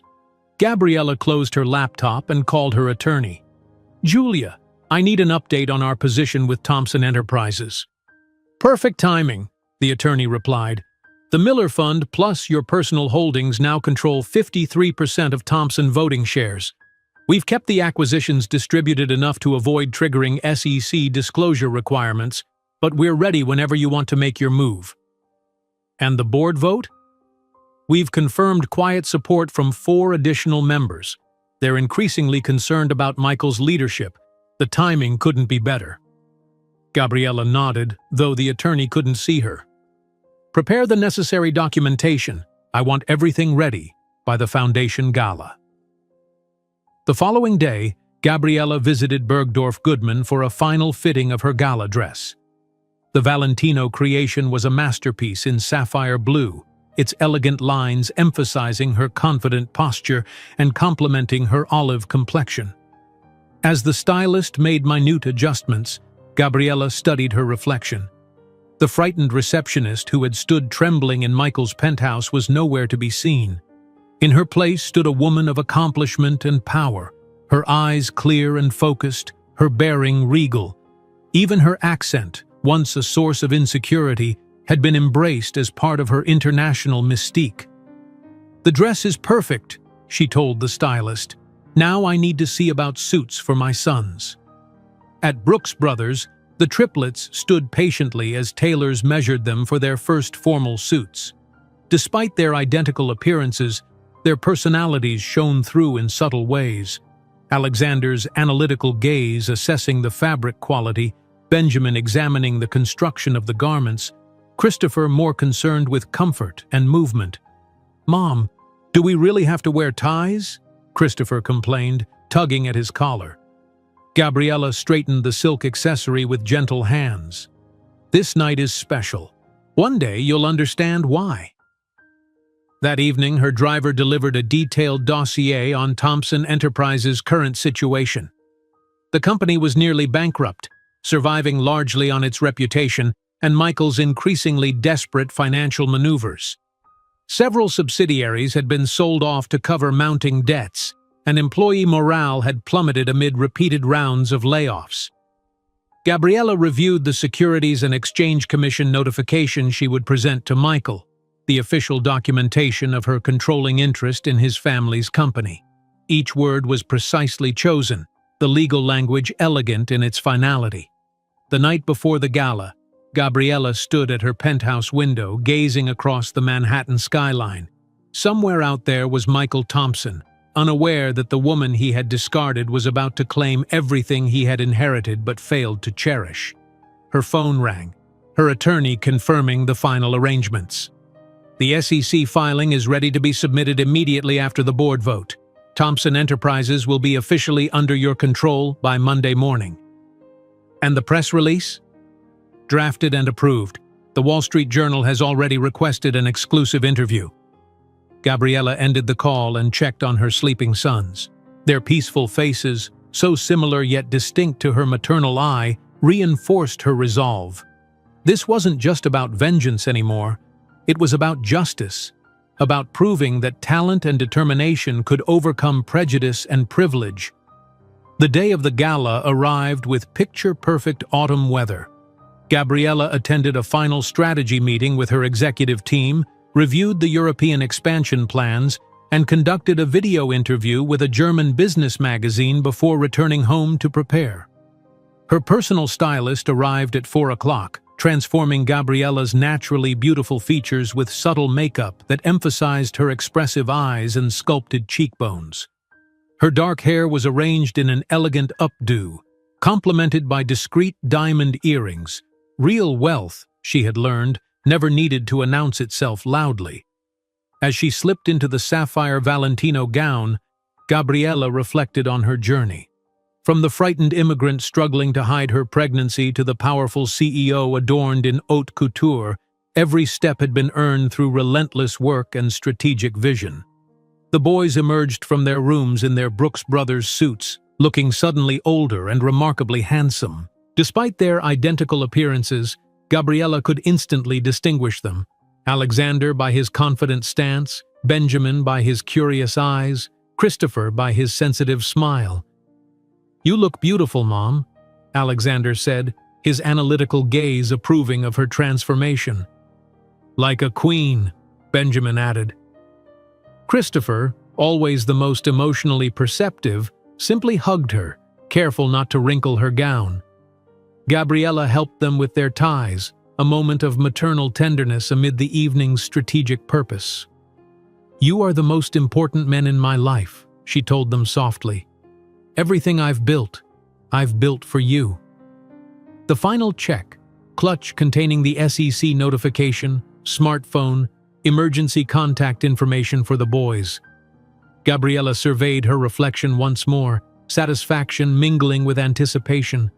Tonight would change everything, the culmination of a decade-long journey from rejection to triumph. As the boys put on their overcoats, her secure phone chimed with a message from her chief financial officer. Thompson stock down 15% after poor quarterly results. Board members increasingly restless. Perfect timing. The sleek black limousine arrived precisely at 7:30. Gabriella knelt carefully, mindful of her gown, to address her sons at eye level. "Tonight is about more than a party," she explained. "It's about seeing the results of hard work and determination. Watch how people interact, how alliances form, how business happens beyond boardrooms. This is part of your education, too." The boys nodded solemnly, understanding that their mother never did anything without purpose. As they stepped into the limousine, Gabriella made one final call to her attorney, confirming that the Thompson Enterprises board members aligned with her would be strategically placed throughout the gala. "Are we ready for your first gala, my princes?" she asked as the car pulled away from the curb. "Ready!"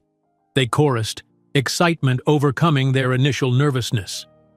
As the limousine glided toward the Plaza Hotel, Gabriella tightened her grip on the folder containing the documents that would destroy Michael Thompson, without imagining that the true blow wouldn't be the papers she carried, but the three identical young faces that reflected the man who had rejected them. The limousine glided to a stop before the Plaza Hotel's grand entrance, where red carpet unfurled between brass stanchions and velvet ropes. Flashbulbs illuminated the night as photographers documented the arrival of New York's business elite. Gabriella inhaled deeply, centering herself for what lay ahead. "Remember," she told the boys as the chauffeur opened their door, "stand straight, smile politely, and if anyone asks about your father, we say we have two wonderful mothers," Alexander finished, repeating the familiar script. The triplets emerged first, their identical faces drawing immediate attention from the photographers. Gabriella followed, the sapphire Valentino catching the light as she stepped onto the red carpet. A ripple of whispers swept through the gathered press. "Ms. Santos Miller, over here." "Gabriella, a moment for the journal." She paused briefly, allowing just enough photographs to satisfy protocol before guiding her sons inside. The plaza's ballroom had been transformed into a glittering wonderland of crystal chandeliers and ice sculptures, the air perfumed with exotic flowers and privilege. Across the room, Michael Thompson held court near the main bar, a glass of scotch in one hand, the other resting possessively on the waist of a willowy redhead at least 20 years his junior.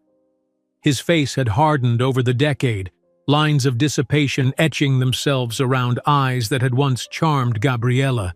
The young woman beside him displayed an enormous diamond ring, tilting her hand occasionally to catch the light. Gabriella noted these details without emotion, cataloging them as one might observe weather patterns before a strategic military operation.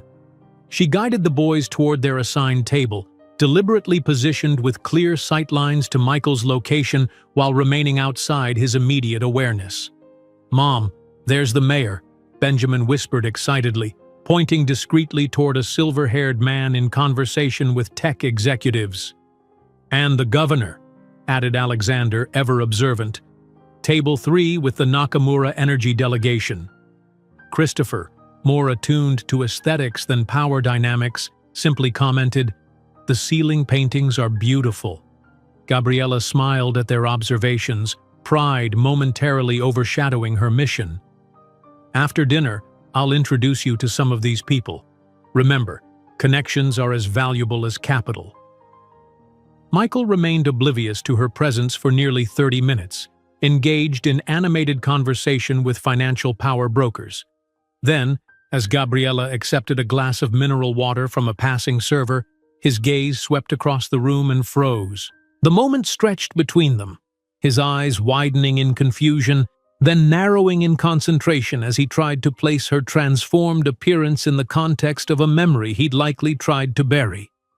Gabriella met his stare unflinchingly before deliberately turning away to address an approaching senator. "Gabriela Santos Miller, your keynote at the Energy Summit last month was brilliant," the politician gushed, shaking her hand warmly. "Thank you, Senator. Have you met my sons, Alexander, Benjamin, and Christopher?" The boys greeted the senator with impeccable manners, engaging him in surprisingly sophisticated conversation about renewable energy legislation. From her peripheral vision, Gabriella noticed Michael still watching, his expression oscillating between disbelief and growing discomfort. His young fiancée tugged at his sleeve, clearly annoyed by his distraction. "Who is that woman?" Gabriella read the question on her lips. The banker beside them leaned in to answer, and Gabriella could imagine the response. Gabriela Santos Miller, the genius behind Horizon Innovations. They say she turned down a $2 billion acquisition offer from Google last year. For the next hour, Gabriella strategically circulated through the ballroom, introducing the triplets to influential figures while maintaining a careful distance from Michael.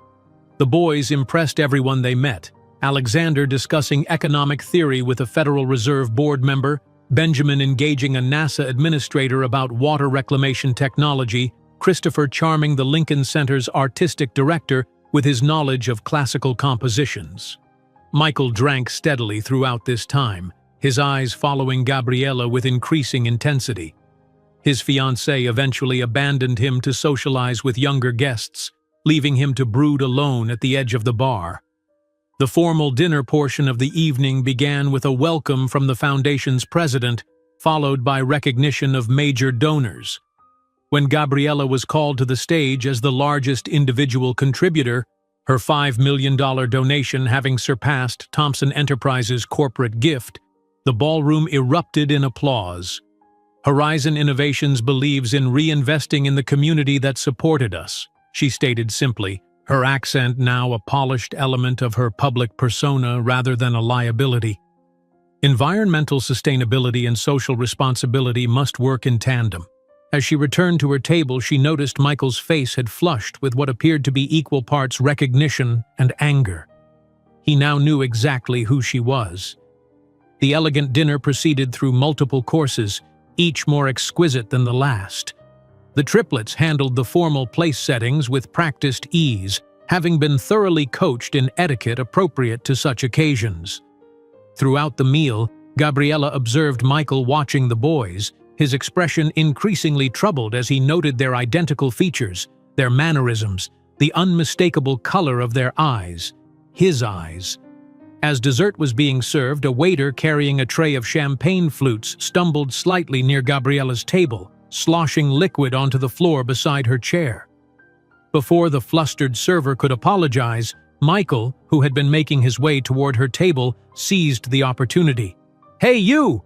he called loudly, alcohol loosening his restraint. "Looks like you've worked here before. Why don't you show off your skills and clean up this mess for us?" The surrounding conversations halted abruptly. Executives nearby laughed nervously at what they perceived as harmless teasing of the waitstaff. The waiter looked mortified. Gabriella rose slowly, turning to face Michael with glacial composure. The room seemed to still as guests registered the tension crackling between them. "Michael Thompson," she said, her voice carrying in the sudden quiet. A decade later and still exhibiting the same lack of class. Confusion flickered across his face, followed by dawning recognition as her accent, more refined but still distinctly Brazilian, triggered buried memories. "Do we know each other?" he attempted, retreating slightly. "Intimately," Gabriella replied, her smile razor-sharp. "But you were right about one thing. I really wasn't enough for you back then. Today, I'm considerably more."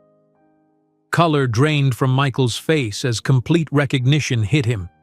His eyes darted to the triplets, who had risen to stand protectively near their mother, their identical faces watching him with curiosity rather than recognition. "These are," he stammered, unable to complete the question. "Alexander, Benjamin, and Christopher Santos Miller," Gabriella introduced smoothly. "Boys, this is Michael Thompson, CEO of Thompson Enterprises." The triplets offered perfect handshakes and polite greetings, utterly unaware of the biological connection they shared with the man before them. "They seem talented," Michael managed, his gaze locked on the features that so clearly mirrored his own. "Harvard Junior Academy, all on full merit scholarships," Gabriella responded. "Alex recently won the National Mathematics Championship. Ben has developed a water purifier prototype that's being patented, and Chris will be performing at Carnegie Hall next month." Michael swallowed hard, his earlier arrogance evaporating. "Gabriella, perhaps we could speak privately." "I'm surprised you remember my name considering how you discarded me," she replied, voice steady despite the decade of emotions churning beneath her composed exterior. "That immigrant who could barely speak English without an accent has built a company valued at $1.8 billion. What's Thompson Enterprises worth these days? 600 million? 700? Michael's face reddened, caught between embarrassment and anger. Nearby guests had stopped pretending not to listen, openly watching the confrontation unfold. "You can't just appear after all these years," he began, struggling to reassert control. "Why not? You appeared in my life and disappeared when it was convenient," Gabriella countered. "But there's something you should know." The foundation president's voice cut through the tension, announcing that dinner was concluding and the charity auction would begin momentarily. Guests were invited to move toward the adjacent salon. Gabriella smiled enigmatically, leaning closer to Michael so only he could hear her next words.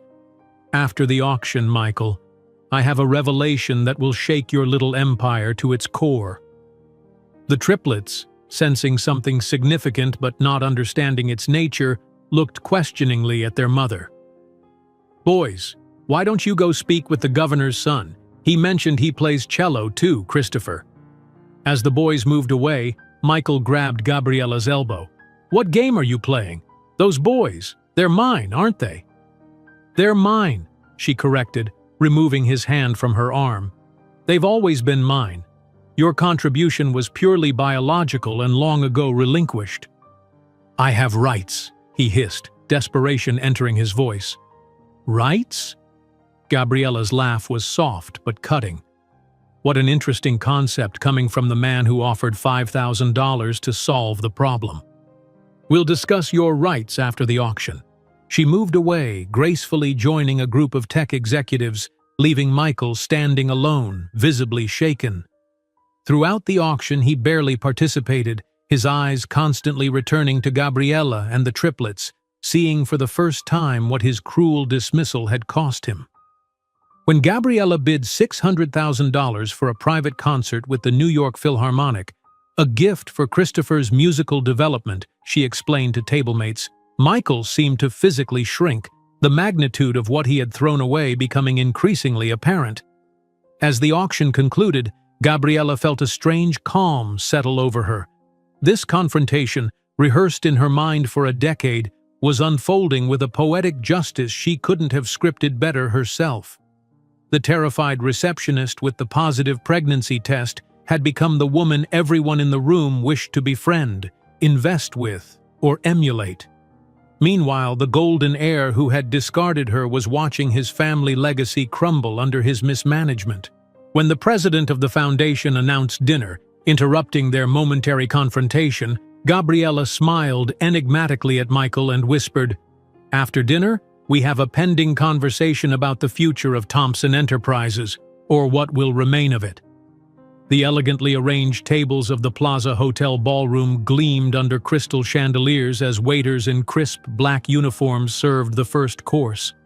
Gabriella returned to her table with practiced poise, the weight of Michael's stunned recognition following her across the room. The triplets were already seated, their excited chatter momentarily paused as they observed the proper etiquette for formal dining that she had taught them. Michael remained standing for several long moments, his complexion ashen, before stumbling back to his assigned table. Throughout the appetizer course, a delicate arrangement of seared scallops with citrus reduction, his gaze rarely left Gabriella and the boys. His young fiancée, noting his distraction, grew increasingly irritated, her crimson lips forming a tight line as she attempted to regain his attention.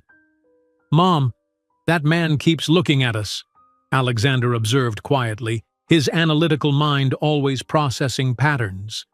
"The one you were talking to earlier. He's the CEO of Thompson Enterprises," Gabriella explained smoothly. "He's probably surprised to see young gentlemen at such an event." Benjamin studied Michael with curious eyes. "His company has terrible environmental practices. We learned about them in sustainability class." "Yes, they do," Gabriella agreed, her voice neutral despite the satisfaction warming her chest. Christopher, always the most emotionally perceptive, tilted his head. "He looks sad when he watches us. Did you say something to upset him?"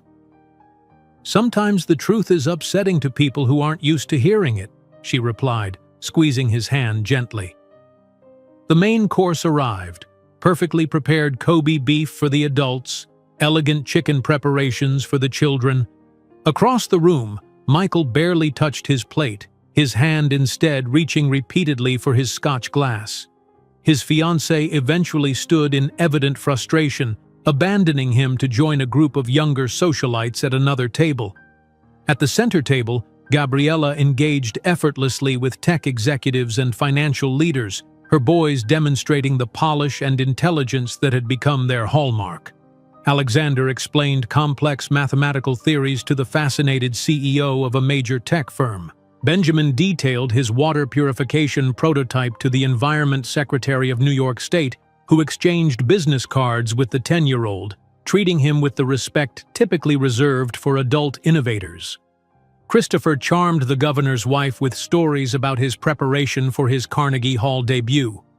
"Your sons are extraordinary," whispered the woman seated beside Gabriella, the director of a prominent foundation. "Their father must be incredibly proud."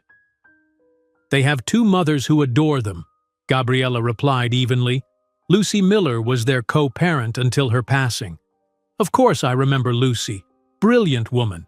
What a legacy she left in these boys."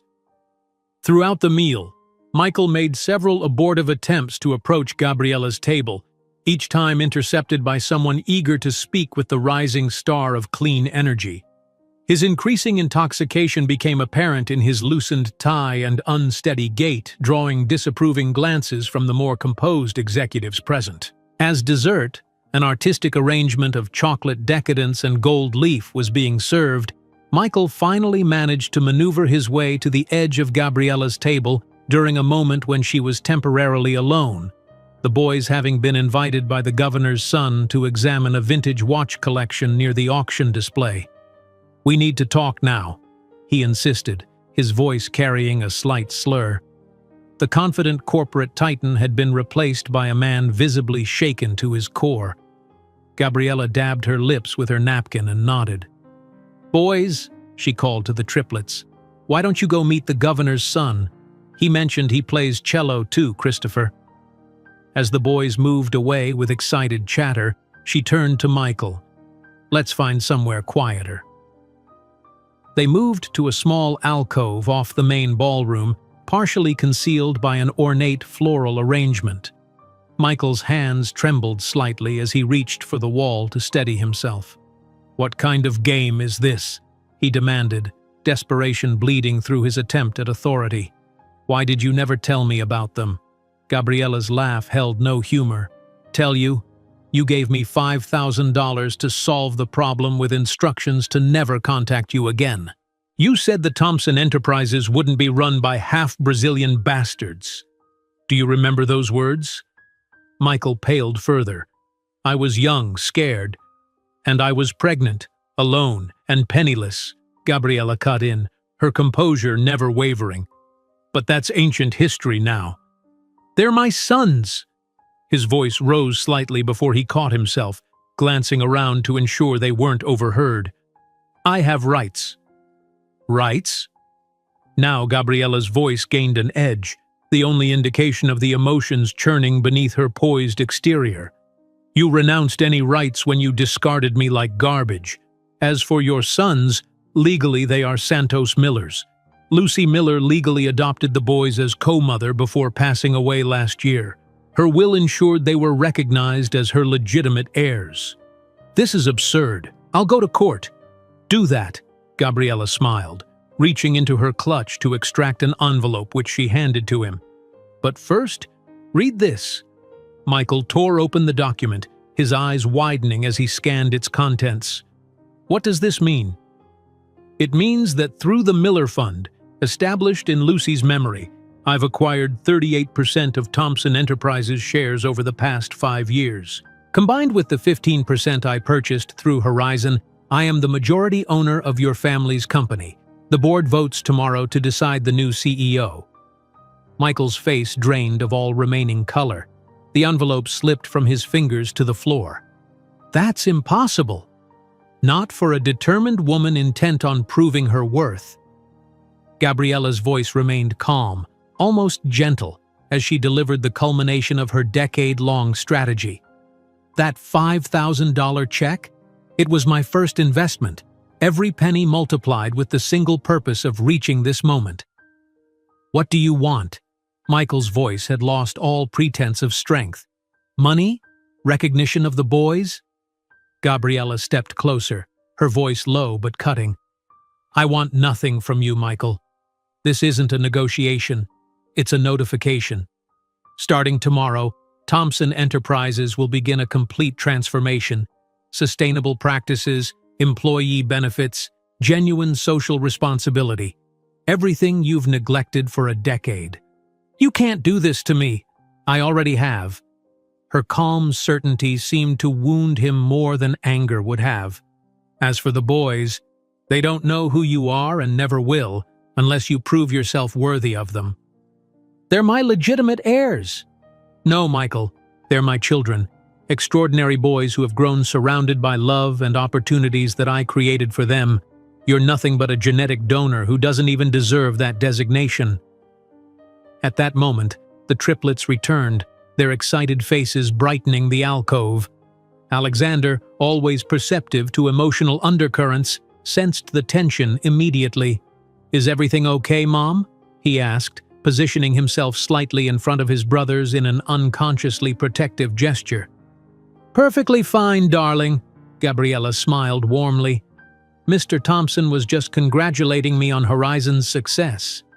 Michael stared at the boys, his own image reflected in triplicate, and the magnitude of his loss finally seemed to register fully.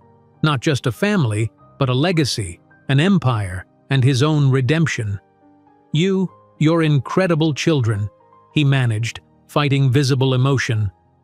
"Thank you, sir," Benjamin replied politely, having no idea of the connection between them. "Mr. Thompson was just leaving," Gabriella interjected smoothly. "We have the awards presentation to attend." Michael opened his mouth as if to protest, then closed it, his shoulders sagging in defeat. He turned and walked unsteadily away, a broken silhouette against the glittering backdrop of the gala. Gabriella watched his retreating form without emotion. She felt neither hatred nor pity, only the quiet certainty that justice had been served. "Was that man important?" Christopher asked, his sensitive nature picking up on the undercurrents. "He was once," Gabriella replied truthfully. "Now he's just someone who made poor choices." The remainder of the evening passed in a blur of accolades and connections. Gabriella accepted the Foundation's Innovation Impact Award with gracious humility, her sons beaming from the front row. Several board members of Thompson Enterprises made discreet contact, confirming their support for tomorrow's vote. As their limousine glided through Manhattan's glittering streets toward home, the boys gradually succumbed to exhaustion, their heads nodding despite their attempts to remain awake. Alexander was the last to surrender to sleep, his analytical mind still processing the evening's events. "Mom," he murmured drowsily, "that man, Thompson, he looked at us strangely, like he knew us." Gabriella stroked his hair gently. "The business world is small, darling. Sometimes people think they know you when they really don't." "He has eyes like ours," Alexander observed before sleep finally claimed him. Gabriella gazed at her sleeping sons, their features softened in repose, the resemblance to their father unmistakable yet somehow irrelevant. Michael had contributed genetics, nothing more. Everything that mattered, their character, their brilliance, their kindness, came from the love and guidance she and Lucy had provided. The limousine turned onto Park Avenue, approaching their building. Tomorrow morning, the Wall Street Journal would announce her acquisition of Thompson Enterprises. Michael would be removed as CEO. The company that had once represented her greatest humiliation would become part of her expanding legacy. Yet as she watched her sleeping sons, Gabriella realized that the true victory wasn't in acquiring a company or humiliating a man, but in the journey that had transformed tears of abandonment into indestructible strength, and in the 3 brilliant boys who proved every day that she had always been, and would always be, more than enough. Sunrise bathed Manhattan's skyline in golden light as Gabriella stood at her bedroom window, coffee warming her hands. The Wall Street Journal lay open on her nightstand, its headline announcing what she had orchestrated over a decade. Horizon Innovations acquires controlling stake in Thompson Enterprises. CEO Gabriella Santos Miller promises new era. Beside the newspaper sat her phone, already buzzing with congratulatory messages from industry leaders and nervous inquiries from Thompson executives. The satisfaction she had anticipated felt different in reality. Not the fiery triumph of revenge, but something quieter and more profound. The boys were still sleeping, exhausted from the previous night's gala. Their innocent questions about Michael echoed in her mind. Soon, they would see the headlines. Soon, they would have more questions. Her phone rang. Julia, her attorney. "The board meeting is confirmed for 9 o'clock, Julia reported. "Based on overnight communications, the vote will be unanimous. Michael hasn't responded to any calls." "Has security been arranged?" Gabriella asked. "Extra personnel at both headquarters. Thompson's personal belongings will be packed and delivered to his residence by noon." The efficiency with which a man's career could be dismantled struck Gabriella as oddly poignant. 10 years earlier, Michael had dismissed her with similar cold efficiency, believing she would simply disappear from his world. By 8:30, Gabriella had dressed in a tailored Armani suit, its deep navy color projecting calm authority. The boys emerged from their rooms as she prepared to leave, still in pajamas but wide-eyed with energy. "Is that you in the newspaper, Mom?"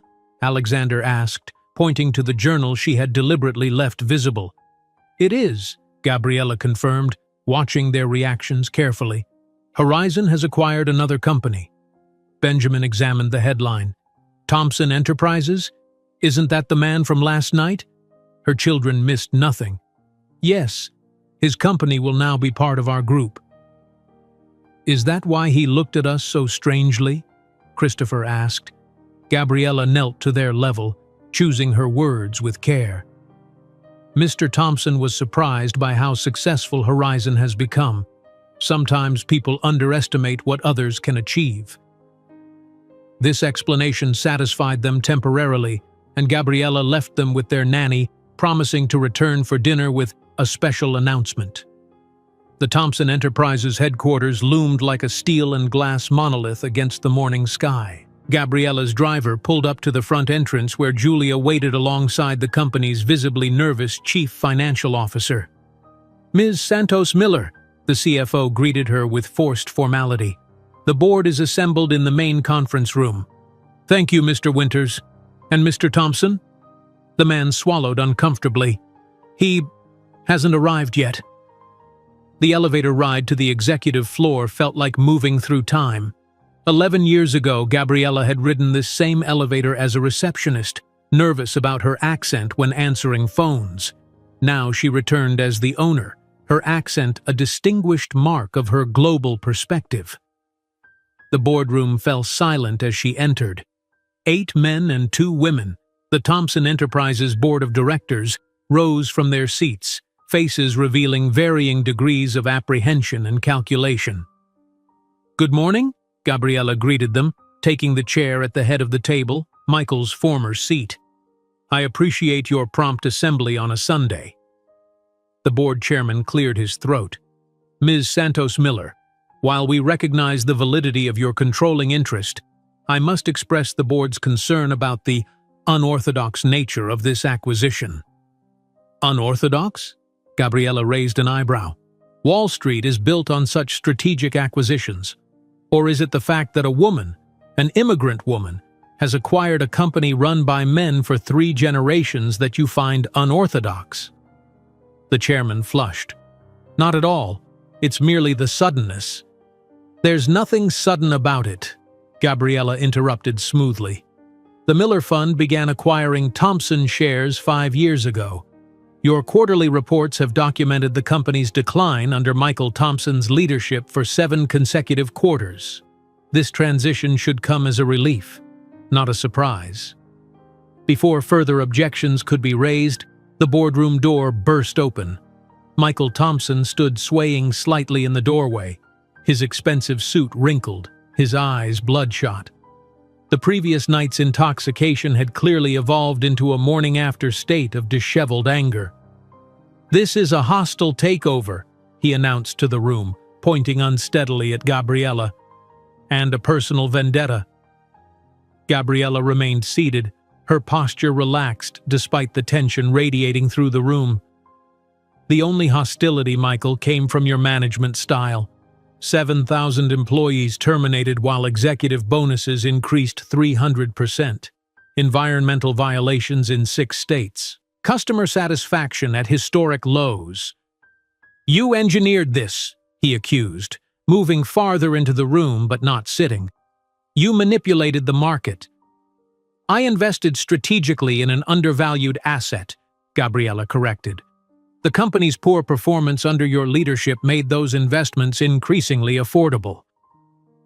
The board members watched this exchange in stunned silence, heads swiveling between the composed new owner and the unraveling former CEO.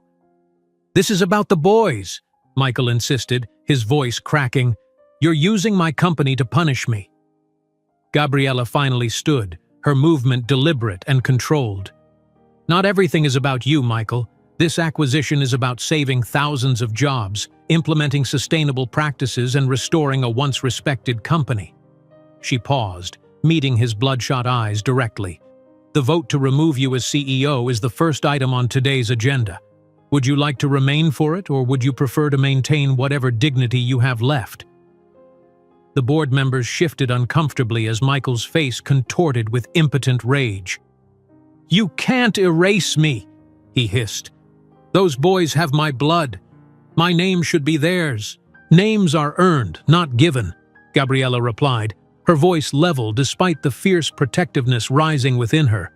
"Now, shall we proceed with the vote?" 15 minutes later, Michael Thompson was officially removed as CEO of his family's company by unanimous board decision. Security escorted him from the building as employees watched from behind office doors, their expressions a mixture of apprehension and cautious hope. Gabriella's first address to the Thompson staff took place in the company's expansive lobby at noon.